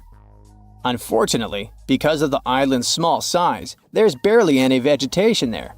Most of the surface of the island is covered with rocks, except for this tiny area. It's covered with grass and hosts not more than 5 shrubs. The island is all about fish and fishing. The landing point turns into a fish market every day at noon. The trade doesn't last long. It usually finishes at 2 p.m. when the boat leaves. The only thing the inhabitants of the island have is fish. So every morning, they get essential supplies for small businesses from Kenya. That's why you can buy everything you need in local stores, from food to fishing equipment. The inhabitants of the island not only catch fish but also gut them on the rocks and then fry and eat them in cafes. Yep, there are around 13 cafes and bars on the islands where people eat, play dice, and cook ugali, a typical dish made from maize flour. Back to giant cities and busy streets. Welcome to Shenzhen, the most densely populated city in China. This city hosts around 17.5 million people. With so many inhabitants, the city faces loads of challenges. For example, overcrowded schools and beaches. Speaking of the latter, some areas even implement a booking system to manage beach crowds. The most astonishing thing about this megapolis is that it's grown to its current size within a mere 40 years or so. It used to be a fishing village, but then, thanks to the support of the authorities and the city's close proximity to Hong Kong, it turned into a bustling financial and economic center. These days, it has the status of one of the busiest container ports in the world, along with Shanghai and Singapore. Shenzhen also has had the fastest growth in millionaires over the last 10 years, 140%. Such an increase is far greater than in the first-tier cities in China, including Beijing and Shanghai. Islet Abrui is a Caribbean island that forms part of Haiti, and it's one of the most densely populated islands in the world. Around 500 people living there share an area of a mere 0.4 hectares. You might think this is just another fishing village, but Islet Abrui is more like a factory. Once you set foot on this island, you'll instantly see a maze of alleyways. Follow them, walking past crooked thatch and tarp-covered huts, and you'll eventually find yourself in the center of town. The main landmarks are two concrete buildings, and one of them is a store. In the middle, you'll see a modest town square equipped with two solar streetlights. One is old and is no longer in use, and the other is shiny and new. On the island, men outnumber women and kids. Many people are out of town fishing during the day. The horizon surrounding the island is dotted with sails and pirogues. The rest remain on the island doing other jobs, like repairing boats, mending nets and traps, and preparing tons of fish for shipment to Haiti and other places. As for kids, they spend their days swimming. Our last destination is the Egyptian city of Tanta, which is also one of the most densely populated places in the world.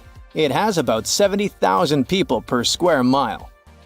Just for comparison, there are slightly under 30,000 people per square mile in New York. The city is located between Cairo and Alexandria. It has huge cotton plantations, and in 1856 it became a stop on the railway network, mostly for exporting the cotton growing in the area to Europe. And even though the area around Tanta was mostly fields, the settlement turned into a large, crowded city. In late October, the city becomes the center of celebration of the cotton harvest. 3 million people come from around the Delta and other parts of the Arab world for the colorful 8-day celebration. Tanta is famous for its sweet candy.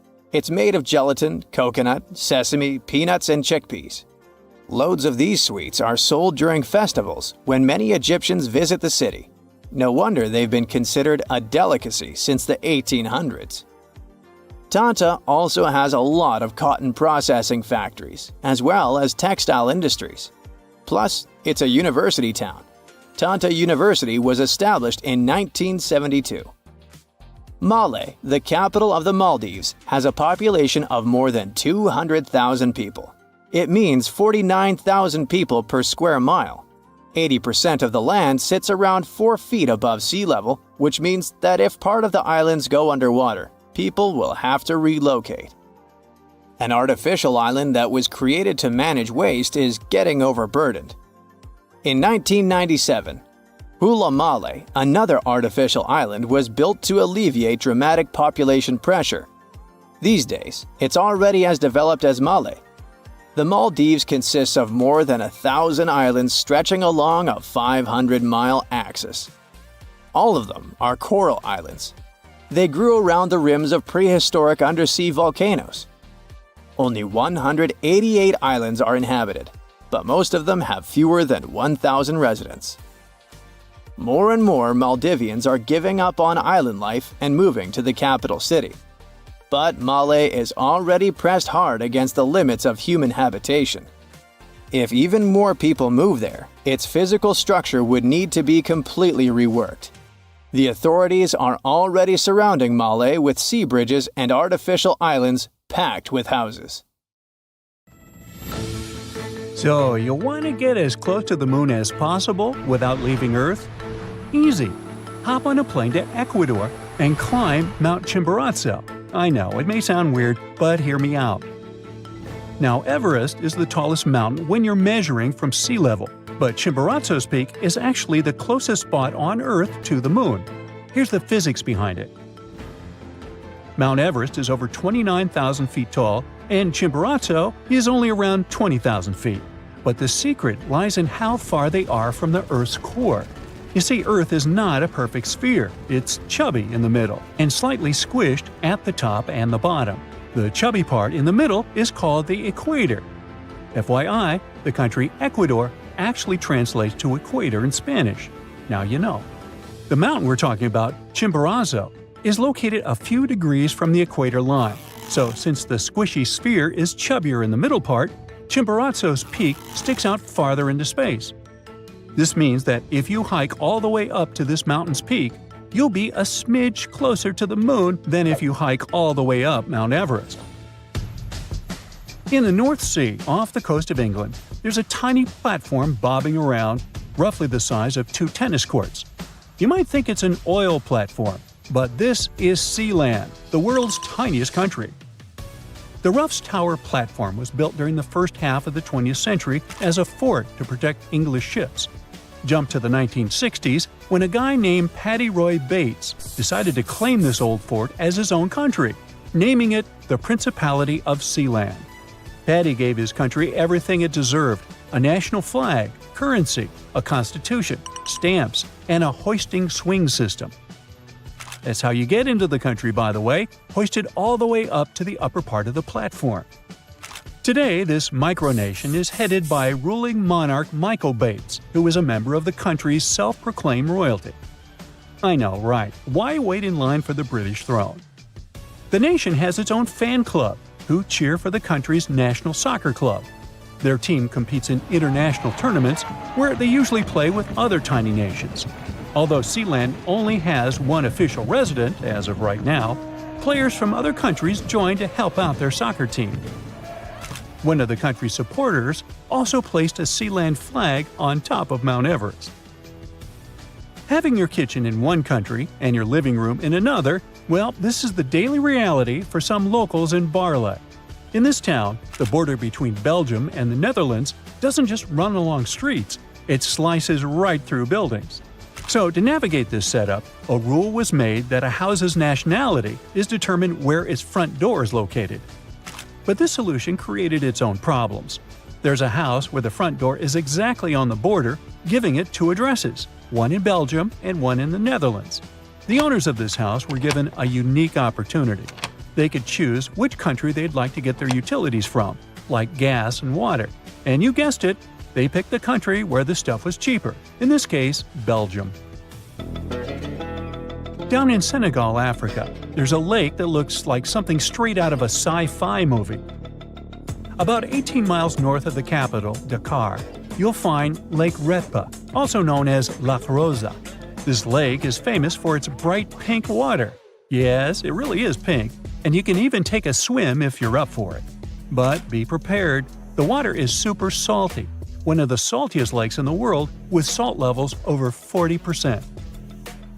The pink color comes from a species of tiny algae. These algae produce red pigments that reflect sunlight, giving the lake its unique shade. If you want to see the lake at its brightest pink, visit during the dry season from November to June. The rainwater during other times of the year can wash away some of the color. Oh, by the way, there are other pink lakes around the world, like Lake Hillier in Western Australia and Lake Natron in Tanzania. So there's a hill that seems to be on fire all the time. Located in the Arctic region of Canada, the Smoking Hills are a truly unique sight on Earth. Some of the minerals found here are so rare that they've only been spotted on Mars. For at least a couple of hundred years, the ground here has been smoking continuously. At first, explorers thought this was due to an active volcano, but it turns out the smoke comes from something else. The soil in the smoking hills contains sulfur and coal, and when these materials mix with oxygen, they can spontaneously catch fire and keep on burning. But don't get any adventurous ideas about visiting. The environment here is extremely harsh, there's toxic smoke, and the temperatures can be dangerously high. So, I'd try Orlando. New Zealand is famous for its stunning landscapes, but it also has a hidden treasure underground.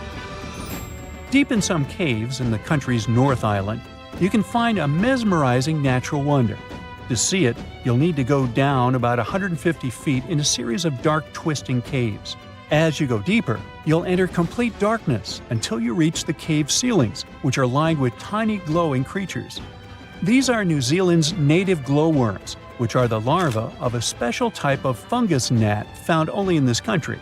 They shine a bright blue light to attract prey. If you get a chance to tour these caves, it feels like floating through a galaxy, with thousands of these living stars sparkling above and their glow reflecting in the water beneath your boat. It's an incredible sight, like stepping into a magical glowing world. Mexico is home to one of the most amazing caves in the world, called the Cave of Crystals. If you think you've seen big crystals before, wait until you see these. In around 1910, miners in the town of Nica, Chihuahua, yeah, like the dog, discovered a cave full of clear selenite crystals. But it wasn't until 90 years later that they found an even more incredible cave filled with enormous crystals, some as long as 39 feet and weighing up to 55 tons. Scientists believe that 26 million years ago, give or take, hot, mineral-rich water filled this cave, allowing these huge crystals to grow. The Nica crystals are thought to be the biggest in the world, making people standing next to them look teeny in comparison. However, exploring the cave isn't easy. Inside, temperatures reach 136 degrees Fahrenheit. Even with protection, people can only stay inside for 20 to 30 minutes. It's an extraordinary place, but not exactly a comfortable one for humans. Mauritius is famous for its beautiful beaches and clear blue waters. But it also has a stunning optical illusion at its southwest corner that looks like an underwater waterfall. Even though it seems like water is flowing down into the ocean, what you're actually seeing is a trick of the light and the seafloor. The island is on an ocean shelf that's only about 500 feet deep, but just beyond the edge, it drops down to 2.5 miles deep. This drop creates the illusion of a waterfall as currents push sand and particles over the edge, making it look like water is cascading down. So, while it's not a real underwater waterfall, it's definitely a cool sight to see from a boat. Now here's a place that might either give you chills or leave you in awe, depending on when you visit. Near the small town of Gravity in Poland, there's a forest of pine trees with a strange twist. They're all bent at their bases. During the day, these trees with their sharp 90-degree curves look fascinating and even a bit whimsical. You might even find a comfortable spot to sit on if you're having a picnic. But visit the crooked forest at night, and it takes on a whole different vibe. A thin layer of fog hangs around, making the forest look eerie and a bit spooky. Plus, scientists still don't know why for sure the trees are bent like this. So, would you prefer to see it in the bright light of day or the mysterious dark of night? Ooh. Meet Hula Male, also known as the City of Hope. This nickname makes total sense since this artificial island is part of the Maldives' big plan to avoid being completely submerged in the near future. Hula Male was created by placing sand from the seafloor onto a submerged coral platform, and it worked. This city sits about 6 feet above sea level, which means it's twice as high as the Maldives' capital, Male. While more and more people are moving there to live, the island was also designed to serve as a temporary evacuation site during dangerous storms and typhoons. Seychelles is another gem in the Indian Ocean that's at risk of disappearing. Unfortunately, coastal flooding is becoming a common issue there, especially during spring tides and heavy rainfall. The problem is that their main island, Mahé, hosts about 90% of the country's population. Along the coast, it's only about 6 feet above sea level. Fiji is the third tropical paradise on our list, and it's also a top pick for travelers. But this nation is in a tough spot, since it's located right in the middle of the Pacific Ocean, where huge storms can really turn things into chaos. Take Cyclone Winston. It hit Fiji back in 2016 and ended up costing them over $1 billion in damage. So one thing they're doing to protect themselves is planting mangroves along the coast and preserving the ones that already exist. These trees are awesome since they help reduce wind speed during cyclone emergencies and also combat erosion by trapping sediments. Egypt might be in trouble too. I mean, it's not like the whole country is going to be underwater and we'll only see the tips of the pyramids in a few years. But things could really change for them as coastal cities are facing a serious risk. Take Alexandria, for instance. 45% of its population already lives below sea level. If the city is flooded, not only will everyone have to move, but Egypt in general will suffer a major impact on its fish production. In Europe, one of the most at-risk populations is in the Netherlands, where about half the people live in areas below sea level. In the future, planning a romantic gesture with tulips for your girlfriend could become an impossible mission.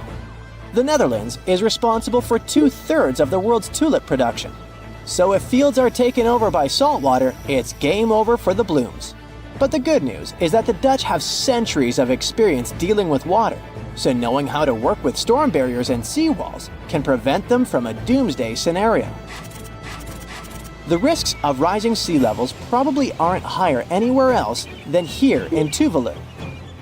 This island chain, located halfway between Australia and Hawaii, could be the first state to become uninhabitable. Its stunning land is only about 9 feet above sea level. And just by looking at it on the map, you can see how narrow it is. In fact, the narrowest part in Fongafale is only about 65 feet wide. So even before higher tides become a real problem, the country's limited farmland could be flooded with saltwater. The next country on our list is the Philippines. This archipelago in Southeast Asia boasts some of the most stunning scenery, but it faces the risk of flooding for 2 reasons. First, due to rising sea levels, and second, because of crazy, unpredictable weather. Since 1990, events like cyclones, earthquakes, and tsunamis have cost the country over $20 billion. Have you ever heard of Vanuatu? This chain of islands, spread out between Australia and Fiji, could be flooded soon. Vanuatu was one of the first Pacific nations to relocate an entire community to a safer spot. Back in 2005, residents living in risky coastal areas of the northern island of Tegua moved to higher ground. Next up, the Marshall Islands, a country located in the Central Pacific. Studies show that 40% of the buildings in the capital city, Majuro, could end up underwater in the future. But this country isn't throwing in the towel just yet. They've got a game plan. They are fortifying the infrastructures of their low-lying airport, relocating key buildings to higher ground, and putting up seawalls on rural islands. Heading south, we've got Nauru. This is actually one of the smallest countries in the world, covering just 8.1 square miles. Today, it's home to 10,000 people, but it's on the brink of becoming uninhabitable. Water levels are rising about 3 times faster there than the global average. The Buada Lagoon sparks special concern since it's the only surface freshwater resource, and it's located only 16 feet above sea level. Our next stop in the Pacific Ocean is the Republic of Palau. Rising sea levels are no joke for them either, but protecting their crops, especially taro, is a priority at this moment. About halfway between Hawaii and New Zealand lies Samoa, and this country is dealing with a unique situation. Not only is the volume of water increasing there, but their land is also sinking. You see, a couple of strong earthquakes and tsunamis hit Samoa back in 2009. So as the crust bounces back to its original position, the overall land surface is actually going down. Because of this, their housing and main infrastructure could take a serious hit, especially since all their airports are along the coast. Let's head to Kiribati. This Pacific nation has a big problem with frequent flooding because most of its people and infrastructure are near the coast. Apart from the volcanic island of Banaba, none of Kiribati's land is more than 6.5 feet above the ocean. To tackle this situation and keep their population safe, they had this big idea of making a massive floating platform, kind of like the ones oil companies have. But the problem is that it would cost them a fortune, as the project is estimated to be around $2 billion. If visiting Vietnam is on your bucket list, you better hurry up. The top 10 things to do there mostly involve cruising to jaw-dropping spots like down to Ha Long Bay, also known as the Descending Dragons Bay. But by 2050, the surrounding land over there might be underwater.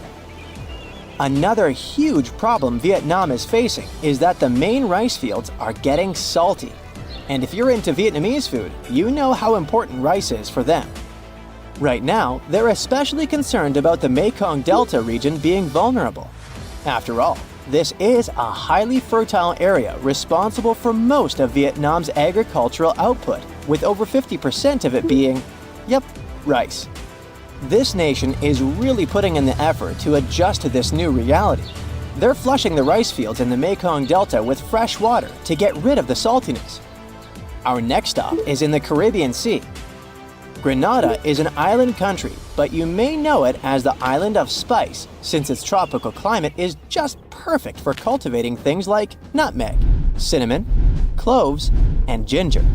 Unfortunately, Grenada and its incredible fertile soil also face an uncertain future of being submerged. Let's talk about the last country on our list, the Solomon Islands. 5 islands in this archipelago have already vanished beneath the waves, and 6 others are submerged by 20%. They include the Nusa Evili Island, which was once a hotspot to go to for a picnic in the early 2000s. Even though the situation is complicated, it's important to note that more than 300 of the islands there are inhabited. One thing about the Solomon Islands is that it seems like they're always in some kind of recovery mode, since the country often gets hit by tropical cyclones and flash floods. Their population is already working hard to save their homes from the rising seas by building stone walls along the coast, planting mangroves, and constructing houses in higher areas. Now, when you think of Norway, things that come to mind are the sun that never sets in the summer, unbelievable nature, the fact that it's one of the happiest countries in the world, even white bears that freely roam in the wild. I'm guessing they're happy too. Already planning your trip to this dream country? Well, don't rush. You'll have to review your budget. Fuel there is 10 to 15% more expensive than in other Western European countries. A meal at a cafe for one person will cost at least $30. Plus, consider yourself lucky if you manage to find a hotel at $100 a night. If you Google the most expensive country in the world, you'll see this list. Switzerland, which is memishly expensive. The United States, duh, been there, know that. Luxembourg is not a surprise either. And then, all of a sudden, you see Norway. Just so you know, a family of 4 would need over $4,000 a month just to exist in Norway. And it doesn't even include rent. Specialists say that Norway is around 7% more expensive than in the US. Norway is a bit weird though. Usually the richest countries have national currencies that are stronger than the US dollar. Take Swiss francs, for example, or the Kuwaiti dinar, which is literally the boss when it comes to currencies. Like one Kuwaiti dinar can snag you $3.25 US. Now, here's where the mismatch comes. The Norwegian krone is dubbed the weakest currency in the West. Well, how come? In the wild world of global currencies, the Norwegian krone used to be a tough player known for smart money moves. But surprisingly, it is now the weakest currency in the West, taking a big hit in the last decade. It has fallen hard against the US dollar and euro, causing concern for central banks and money folks worldwide. The oil price roller coaster is a major factor in the krone's struggle, as Norway relies heavily on oil exports. But even with oil prices relatively high, it remains historically weak against major currencies. The weak Norwegian krone is affecting everyday folks too, with prices rising on almost everything due to heavy imports. Inflation is growing, leading to interest rate hikes by the Norges Bank. High interest rates are hurting the housing market and making life more expensive for Norwegian citizens. So, one of the supposed reasons for why Norway is so expensive might be weak national currency. What else is particular about Norway? Well, climate for sure. It may be hard to imagine a freezingly cold country plunging into riches. It's an imagery we usually see on social media with geotags Dubai, Saudi Arabia, or even Kuwait. And it makes sense to think now that all the riches are somewhere southward, as these places have strong oil-based economies and super strong currencies. But in reality, better economies in the south are a current trend. Ever wonder why cold countries seem to be raking in the cash while the hot nations are just hanging out? Turns out, those living in chilly climates had to hustle just to survive winter. Think building shelter, stockpiling food, and keeping that fire burning. Meanwhile, those basking in the sunshine had it a little easier with hunting and foraging year-round. This theory holds true even in the land down under. Sydney and Melbourne, the top dogs in Australia's wealth game, also happen to be some of the coldest cities, while Darwin, the warmest city, is lagging behind. Some might argue that this theory doesn't hold up when we look at ancient civilizations or modern hotspots like tropical Singapore. But hey, times change, and so does wealth generation. Back in the day, it was all about farming, but now it's more about industry and innovation. So, Norway may seem to have been bound to get rich historically and geographically. Still, it's not exactly so. Norway used to struggle a lot. Back in the day, it faced some tough times with harsh winters and tricky geography. They even had famines that pushed families to seek a better life in the US. So, how did Norway go from rags to riches? Yep, oil and gas played a big role. The country is small, but it has around 0.31% of all oil reserves in the world. But in Norway, there's more to the story than just black gold. For example, the top oil reserve is not some Arabic country, but Venezuela, which claims up to 20% of the world's liquid gold. Still, Venezuelan's economy is far from stable, so it's not all about oil. Although bested in forest size by other European nations, Norway was an unrivaled powerhouse in lumber during the Age of Sail. Thanks to its strategic fjord path, timber from its inland forests could quickly reach fjord-side mills and global markets. As railroads unlocked larger forest potential in other countries post the 19th century, Norway was Europe's timber king, bolstered by a world-class merchant fleet by the 20th century. The Norwegian timber wealth, coupled with early cooperative societal norms, spurred growth across several sectors, from agriculture to fishing and banking. Despite being labeled poor in the 19th century, Norway's GDP per capita outshone Eastern and Southern European nations. The nation's ascendancy continues beyond the discovery of its oil reserves. Norway is unique, with a small population but sprawling land. Despite its vastness, the Nordics are scattered and considered one of the most spacious countries globally.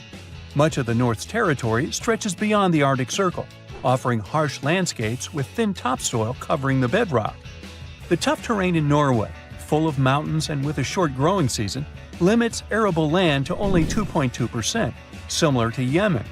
The scattered arable land in small valleys makes extensive farming impractical, a far cry from the efficient farming in the US.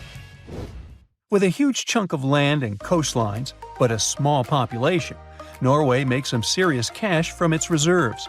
Plus, nature has been pretty kind to Norway, with rich fishing grounds, hydropower from rivers, and power from cold waters. And only then comes the little thing called oil. The late 50s saw a big discovery that changed everything for Norway's economy. Fast forward to today, and petroleum activities have been a major game changer for Norway, feeding its economic growth and funding its welfare state. But Norway didn't just sit back and watch the money flow in. They made smart moves, like creating a sovereign wealth fund to manage their oil wealth for the long haul. The fund sees some big bucks, currently standing at 1.7 billion Norwegian kroner, or over 160 million US dollars. Norway uses the interest from this fund to boost its annual budget, ensuring top-notch healthcare, education, and welfare for its citizens. And here's the kicker: Norway's not resting on its laurels. They're investing in sustainable technologies, like offshore wind power, to secure a bright future beyond oil and gas. Now, Norway may be expensive, but it can't compete with the world's costliest place to live, Monaco. It's almost 4 times more expensive than the global average. So, if you're looking to rub elbows with the rich and famous, look no further than Monaco. With property prices soaring to an average of over $50,000 per square meter in 2022, it's no wonder why this tiny country is a magnet for the la-di-da. However, there's a place that's particularly expensive for tourists, and I'm not talking about tourist traps. Neither Oslo nor Monaco can beat the prices in, well, take a second to make your guess. Ready? Welcome to Ashgabat, Turkmenistan's capital. A gallon of milk costs a whopping $15 US, while a standard internet subscription plan will set you back $168 US a month. Calm down, you're not poor, it's just an economic glitch. The reason for these prices is simple. The Turkmen national currency exchange rate in relation to dollars is fixed and never changes. $1 equals 3.5 manats, and it's been so since 2015. Local prices in the local currency grew to inflation, making it not proportionate to prices in dollars. The exchange rate never changes. So if you live there, such prices don't seem to be extraordinary. But if you come with dollars, you're in for a pricey trip. The world's largest fence spans over 3,100 miles from Queensland to South Australia. If stretched out, it could easily connect London to New York. And if you'd walk next to it, you'd need 6 months to complete the journey. It wasn't built to safeguard the Australian border. Why would it, since Aussies are just surrounded by water? It wasn't meant to protect some important building either. Its purpose is to keep some animal species away from each other. It was back in the late 1800s when Australians started building parts of this fence. They wanted to create a barrier separating the lively, bustling part of the country where cities like Melbourne and Sydney thrive from the harsh, dry outback. They used wooden posts dug deep into the ground, linked up with wire mesh standing about 6 feet tall. Some parts of the fence even have a second electrically charged layer. To make sure this fence did its job, they added some red and white lights to help guard things even at night. A team of over 20 people work full-time to keep things in check here. And every year, local authorities chip in around $750,000 to keep the construction in shape. Why all this trouble? The main reason was dingoes. These gingery, wolf-like creatures are Australia's largest carnivore mammals, and they're also apex predators. They were causing a lot of trouble to local farmers, especially in southern Queensland, where they often go after sheep. For the most part, the fence has been doing its job okay, but it's not foolproof. Some dingoes still manage to sneak through. Other times, wild camels end up crashing into it. That's because Australia has quite a massive camel population roaming around. But this man-made solution did more than locals expected. They thought there would just be fewer dingoes within the fence, but fewer dingoes mean more kangaroos. And more kangaroos mean more competition with the sheep for food. It's not just the bigger species feeling the squeeze. The smaller animals and the greenery also went through changes. With all this competition in a smaller space, locals noticed less diversity in the plant life and small animals. The soil became less nutritious over time, affecting plant growth. Plus, the fence acts as a roadblock for animal migration and seed dispersal. Even the sand dunes are feeling the effects, with less grass cover to hold things together. When scientists looked at kangaroos on both sides of the fence, they noticed that the young pups inside were lighter and tinier on average. The outsiders had bigger feet and heads for their age, and it wasn't because they were eating a different diet. The kangaroos that were stuck sharing the land with dingoes had to bulk up faster to survive. On the flip side, those inside the fence took it slower because they weren't under the same type of pressure. These had to compete with a lot of other creatures for food, so a bigger size wasn't a priority anymore. Researchers are still not sure if this difference is a quick fix or a long-term gene adaptation. What about domesticating dingoes? Wouldn't that help? Many think dingoes were once pets in Australia, but it's not known for sure. These days, they're pretty wild, just like wolves, hyenas, or coyotes. Most of them don't need packs to survive and are solitary hunters with sharp instincts built in. So taming them isn't going to be easy. Still, taking down the construction is not an option for now. Australians are so strict when it comes to making sure dingoes are kept away that they even put laws in place for people who mess up with the fence. Leaving a crossing gate open can put people behind bars for up to 3 months. Damaging the fence can cost people 6 months' worth of their freedom. It wasn't the first time Australians thought a fence could help with animal issues. Before they needed it for dingoes, they experienced a serious bunny invasion. Cute as they are, rabbits were damaging the land used for farming, so locals thought of a 3-part fence. The first one stretched all the way from Ravensthorpe in the south to Pardue Station on the Pilbara coast. It was over 1,100 miles long, making it the longest unbroken fence globally at the time. All these bunny problems could have been traced back to a man named Thomas Austin. Back in 1859, when he first came to the land down under, he thought it would be a good idea to release a few rabbits into the wild, thinking it would add a bit of charm to the place. But since rabbits aren't native to Australia, they didn't have any natural predators at the time. They're also pretty adaptive creatures, needing just some grass for feeding. They reproduce at astonishing speeds too. A mama rabbit can have 4 litters a year, with as many as 5 bunnies each. Pretty soon, their numbers boomed. By the late 1880s, the bunnies had caused so much damage that local authorities came up with a proposal.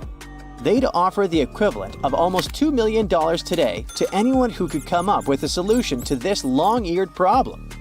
Nobody claimed the prize, but a commission did gather a bit over a decade later and came up with the fence idea. Maintaining those fences was complicated. They had inspectors keeping an eye, with each one responsible for a stretch about 500 miles long.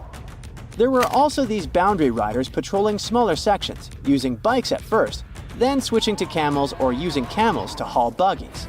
They even tried using cars at one point, but they couldn't handle the rough terrain and constantly had punctured tires. In terms of its effectiveness, well, by 1902, rabbits were already hanging out on the wrong side of the fence. That's why, 4 years later, they put up another one.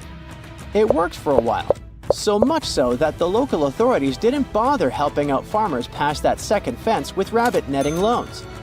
Those caught between the two fences, however, still had a rough time dealing with rabbit trouble. Soon enough, rabbits spread even over fence number 2, and it was clear the solution didn't work. In some areas, even while the fences were being built, those sneaky bunnies found their way past them. To this day, the rabbit population still sometimes puts the Australian officials through rough times. The dingo fence may be the longest one, but it's not the weirdest. The aquarium fence in Turkey might take that prize. This 164-foot aquarium fence was built to make sure the expensive villa's ocean view would be visible from every one of its levels. These days, it gathers a lot of tourists from all over the world, eager to see the variety of fish it contains, and even the octopuses. Putting up a see-through structure wasn't hard. The real challenge was connecting the aqua fence to the Aegean Sea through a buried pipeline stretching across 13,000 feet of land. This ensures water constantly flows, keeping the aquarium clean and the fish happy. To make sure no one damages the delicate fence or steals any of the fish or two, the owner also invested in security. He installed a network of 17 cameras equipped with facial recognition. Visitors are free to look and take pictures, but step too close and you're likely to trigger alarms. Another one of those weird fences is New Zealand's bra fence. If you ever find yourself through central Otago, you might stumble upon a fence adorned with bras of all kinds of shapes, sizes, and patterns. Its story takes us back to 1999, when people in the area found 4 bras mysteriously hanging on the fence near Cardrona Valley Road. Some were a bit surprised, but then others started adding their bras to the decor. Some more bras appeared and it became a must-see spot for tourists. Its popularity was so high that at times it caused traffic problems in the area. If you're planning a trip across the Atlantic, you should prepare for more than just the jet lag. Depending on where you land, life in Europe can seem a bit unusual. So it's best to do a bit of research before you travel. Speaking of quirky little differences, one of the first things you may notice is the lack of AC. Hope you like fresh air because central air conditioning isn't everywhere like you might be used to. In Europe, you might find that someone's flat, office, or even a full restaurant doesn't have an AC unit. That's because some Europeans rely solely on their windows to get a breeze. However, bigger places like grocery stores and malls usually keep things well ventilated. Water in European restaurants is not always free either, even though this is common practice in the US. Sure, you'll get a fancy glass bottle at most places, but you'll also see it on your bill. More so, if you ask for water, be sure to specify if you'd like it still, because you might get sparkling water instead. Forget about getting a glass full of ice water too. You might get cold water from the fridge, but Europeans don't do the whole tons of ice thing like they do in the US. If you enjoy sightseeing on a budget, you know how helpful those public toilets can be. After walking for hours, it's great to stumble upon a bathroom where you can freshen up a bit. Well, you better have the equivalent of 50 cents or so in your pocket, because in many European countries, you've got to pay to use these public restrooms. Even fast food restaurants might charge you for the privilege. The best workaround is to head to a mall. Their restrooms are usually free. Also, in the US, bathroom stalls often have a gap at the bottom. Some say this design was chosen for cleaning purposes and accessibility. In Europe, however, stalls tend to reach the floor for more privacy. Name days are also kind of a big deal in Europe, despite not being so popular in the US. Each day of the year is like a mini birthday celebration for someone with a specific name. Europeans who follow this tradition see it as a second birthday, and even some take it more seriously than their actual birthday. Even the way we perceive things can be totally different depending on where you're from. Take a 100-year-old building in Europe that's practically brand new, but in the US, it's considered old. Depending on who you ask, some Americans might even consider an object that is 200 years old to be ancient. Europeans reserve this word for something that comes from a time before the Middle Ages. However, when it comes to distances, it's quite the opposite. Europeans might find driving 100 kilometers, or about 60 miles, to be a lot, while for Americans, that's a short trip. It does make sense if you think about it though, because Europe is way more crowded. In fact, the entire European Union is only about half the size of the US. Either way, Europeans are always on the move, whether it's inside their continent or jetting off somewhere else on the planet. It's probably because most European countries are so small by comparison that people grow up thinking it's normal and easy to cross borders all the time. Even the appliances tend to be different when comparing the two regions. Take washing machines, for instance. In Europe, most of them only hook up to cold water, and they load from the front. In the US, it's common to have machines that use both hot and cold water and load from the top. On that note, make sure to research the type of electrical plug used in your European country of choice before traveling. You might find you'll need special adapters to be able to use your phone charger or curling iron while on holiday. Thankfully, most hotels are prepared for these issues and can offer adapters on demand, free of charge. Fridges might seem a bit different too. That's because tiny ones are the norm in Europe, except for large families who invest in bigger fridges and freezers. It's not all bad, especially if you enjoy sharing groceries with roommates, less food wastage, and more frequent trips to the store for fresh food. Might also want to polish your metric system knowledge before heading to Europe too. Everyone there is using meters, grams, liters, and Celsius. Sure, people in the US might learn the metric system in school, but they stick to the other system for their everyday lives, with yards, miles, pounds, and Fahrenheit. Make sure you also double-check dates and times before making any reservations. Europeans write their dates like day, month, year, while Americans flip it to month, day, year. Also, in the US, the week usually begins on Sunday and wraps up on Saturday. But in Europe, it starts on Monday and ends on Sunday. Be on the lookout for the different time format too. In some countries, if someone says it's 14, that translates to 2 o'clock in the afternoon. Even advertising might seem a bit different when you first land in Europe. In the US, you might see people wandering around in inflatable costumes on the street to promote local business, but that's a rare sight in Europe. Also, those massive billboard signs you often see along American highways aren't available in most European countries. They're usually against the law because it's believed that drivers should be focused more on the road ahead. And such advertising techniques can be too distracting. Moving on to street names and shopping hours. In North America, especially the USA, it's common to name streets with numbers, like 5th Avenue or 16th Street. But if you head over to Europe, you'll find that streets usually have actual names. In some really rural spots in Europe, you might even stumble upon roads with no names at all. In Europe, there's also a cool tradition of naming roads that connect cities after the city they lead to.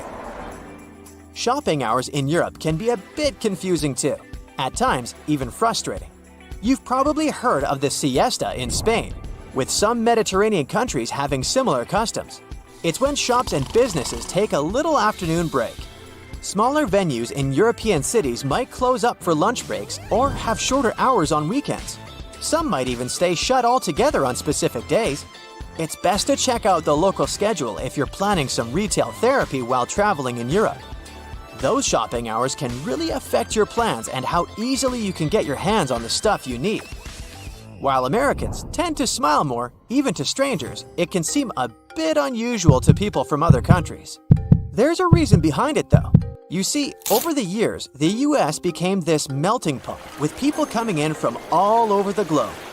Being friendly and agreeable became crucial to bridge the gaps created by different cultures and languages. Sometimes it's more helpful to be nice than to be brutally honest. TV watching preferences can also seem different in Europe. Take Norway, for example, where you'll find this cool concept called slow TV. You know how we sometimes zone out in front of a show for hours? Well, Norwegians have turned that into a national sport, if you'd like. Think of it as the visual equivalent of background music. None of us get glued to the screen watching hours of wood burning or knitting marathons. But you might want to check it out when you need some background entertainment that doesn't demand your full attention. Speaking of taking things slow, you might have also heard about a concept called hygge. It's this whole way of life up in the Nordic European countries. Some think these life principles could be the secret to happiness. It's about creating a life that's free from annoying or overwhelming stuff. It's also about prioritizing your relationships and striving to always have a positive attitude. Let me continue my world tour, and now we're heading straight to Europe. Let's start our journey in Greece, a place with thousands of years of history. Even in modern days, there are still ancient ruins there that are being carefully preserved, and it's an interesting ride. The airport of Athens has a built-in museum with ancient artifacts. And here's how ancient and modern coexist there. Here's the view of the Acropolis from the street. A Spartan roaming the streets of Greece. A Redditor shared a photo of a modern building built right over the ancient ruins. The visitors can see the ruins through the glass. Greece is also very well known for its cats roaming the streets everywhere. This Redditor spotted a cat guarding the National Bank of Greece. These days, everyone is trying to reduce the usage of plastic. Some use paper straws and some go with glass straws. But this cafe in Greece offered to use macaroni as straws. I'm not sure if it's stupid or genius. Another user went to a restaurant in North Macedonia and got baffled when they served slices of pizza on waffles. Double win, a snack and no waste. In Romania, vending machines seem to be a thing. This one, for example, is a machine with ham. And here's a better one, a vending machine selling cartons of eggs. Scrambled eggs, probably. Europe is a place where old neighbors are modern, and this combination is mesmerizing. I'll show you. This Redditor shared a photo of a modern basketball court squeezed between 700-year-old walls in Croatia. And here's a photo from inside a grocery store. Look at these old columns. Modern problems require modern solutions. These traffic lights light up the ground so that people who store their phones could notice when the light changes. Italy is a work of art with thousands of years of history. I have quite a bunch of stuff for you from there.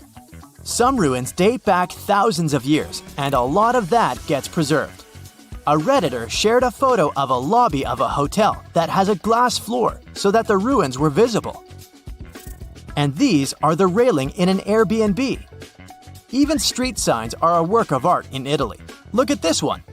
Another Redditor shared even more designs. This Redditor showed a photo of a supermarket that is located in an old theater in Venice. Another user added one more photo of that supermarket. Since we're talking about supermarkets, apparently, pets are allowed there. There are even special carts to carry them. Cities are centuries old, and there are quite a few narrow streets, so post vehicles have to adjust to fit them. Here's one of them. Some cities have canals or are located on islands, so boats are a thing. This is a UPS boat at Murano Island. Europe is packed with countries. The city of Basel in Switzerland is located right on the border with France and Germany, so the airport has 3 exits. You can walk out of it to France, Germany, or Switzerland. Let's walk out in Germany. Look, there's a traffic light with a girl walking a camel. The reasons are a mystery to me because camels aren't really a German thing, but it's cute. Here's another unique streetlight featuring Karl Marx, a famous German philosopher. Back to baffling vending machines. In Germany, you can find vending machines with sausages. Hamburg is Germany's major port city. There's a river that connects it to the North Sea. No wonder there's a drive-through McDonald's for a boat. Look at this design of mineral water that is being sold in the Swiss Alps. A Redditor brought a souvenir from France. These are baguette-shaped pens. Look at this narrow house in Spain. I wonder what it looks like inside, but unfortunately, the Redditor only shared the exterior. In Portugal, cell phone towers are disguised as trees. And this is a bus that can ride the roads and then turn into a boat. A Redditor spotted doors in London that have doorknobs in the center. This seems super inconvenient, but apparently the handle doesn't turn and exists only to pull the door closed. And the metal part with the keyhole has a little handle on the bottom of it. Europe is a historical place. This post box bears the mark of a king ruling over a century ago. Back in the day, red telephone boxes were in high demand. Nowadays, when every person has a cell phone or 2, not so much. So telephone boxes are being used in different ways. This one, for example, is now a smartphone repair shop. Luxembourg is a small but rich country squeezed between France, Germany, and Belgium, and they have baguette vending machines. Let's move north first, to the Netherlands. Farmers border their fields with a strip of flowers and put up a sign with a QR code, where people can pay for picking the flowers. And here's just a weird installation spotted by some Redditor. In Denmark, in Aarhus, a city founded by the Vikings in the 8th century, you can find traffic lights with Vikings pictured on them. Some trash cans in Swedish subways have a separate space for cans. Homeless people can pick them up and exchange the cans for some cash. There's a giant statue of a silver moose in Norway. And these are signs on bathroom stalls depicting reindeer. Apparently, Finnish people are as polite as Canadians. On the bus, they have a button to thank the bus driver. Also, a Redditor spotted a raccoon pattern on a bus seat. We all know rocking horses. Most of you probably had one in your early days. Well, Finnish little people have rocking moose. Many people come to Iceland hoping to see the northern lights. A Redditor had a phone in the hotel which had a special button to wake the guest up when the northern lights appear. Lithuanians sometimes put fake police cars on the sides of the road to combat road speeding. Europe has been ruled by kings and queens for centuries. Even today, many countries like the UK, the Netherlands, Spain, Denmark, Belgium, and some other countries have monarchs.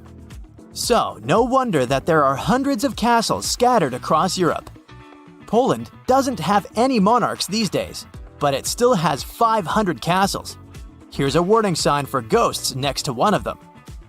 In Wrocław, all landmarks have a model so that visually impaired people could touch and see them too. There's also a statue of Darth Vader in one Polish city. In reality, it's a statue of a Polish magnate who supervised the construction of a port. But from time to time, locals dress the statue in Lord Vader's costume. This sign in Poland specifically prohibits bikes, tractors, and horses to go on a highway. In some places, there's a separate line on the sidewalk for people who are walking and staring at their phones. And now we travel across the Atlantic to Africa.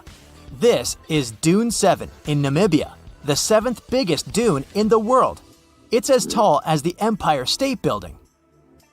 An internet user shared this photo. Someone in Tanzania put a literal penthouse on top of the building.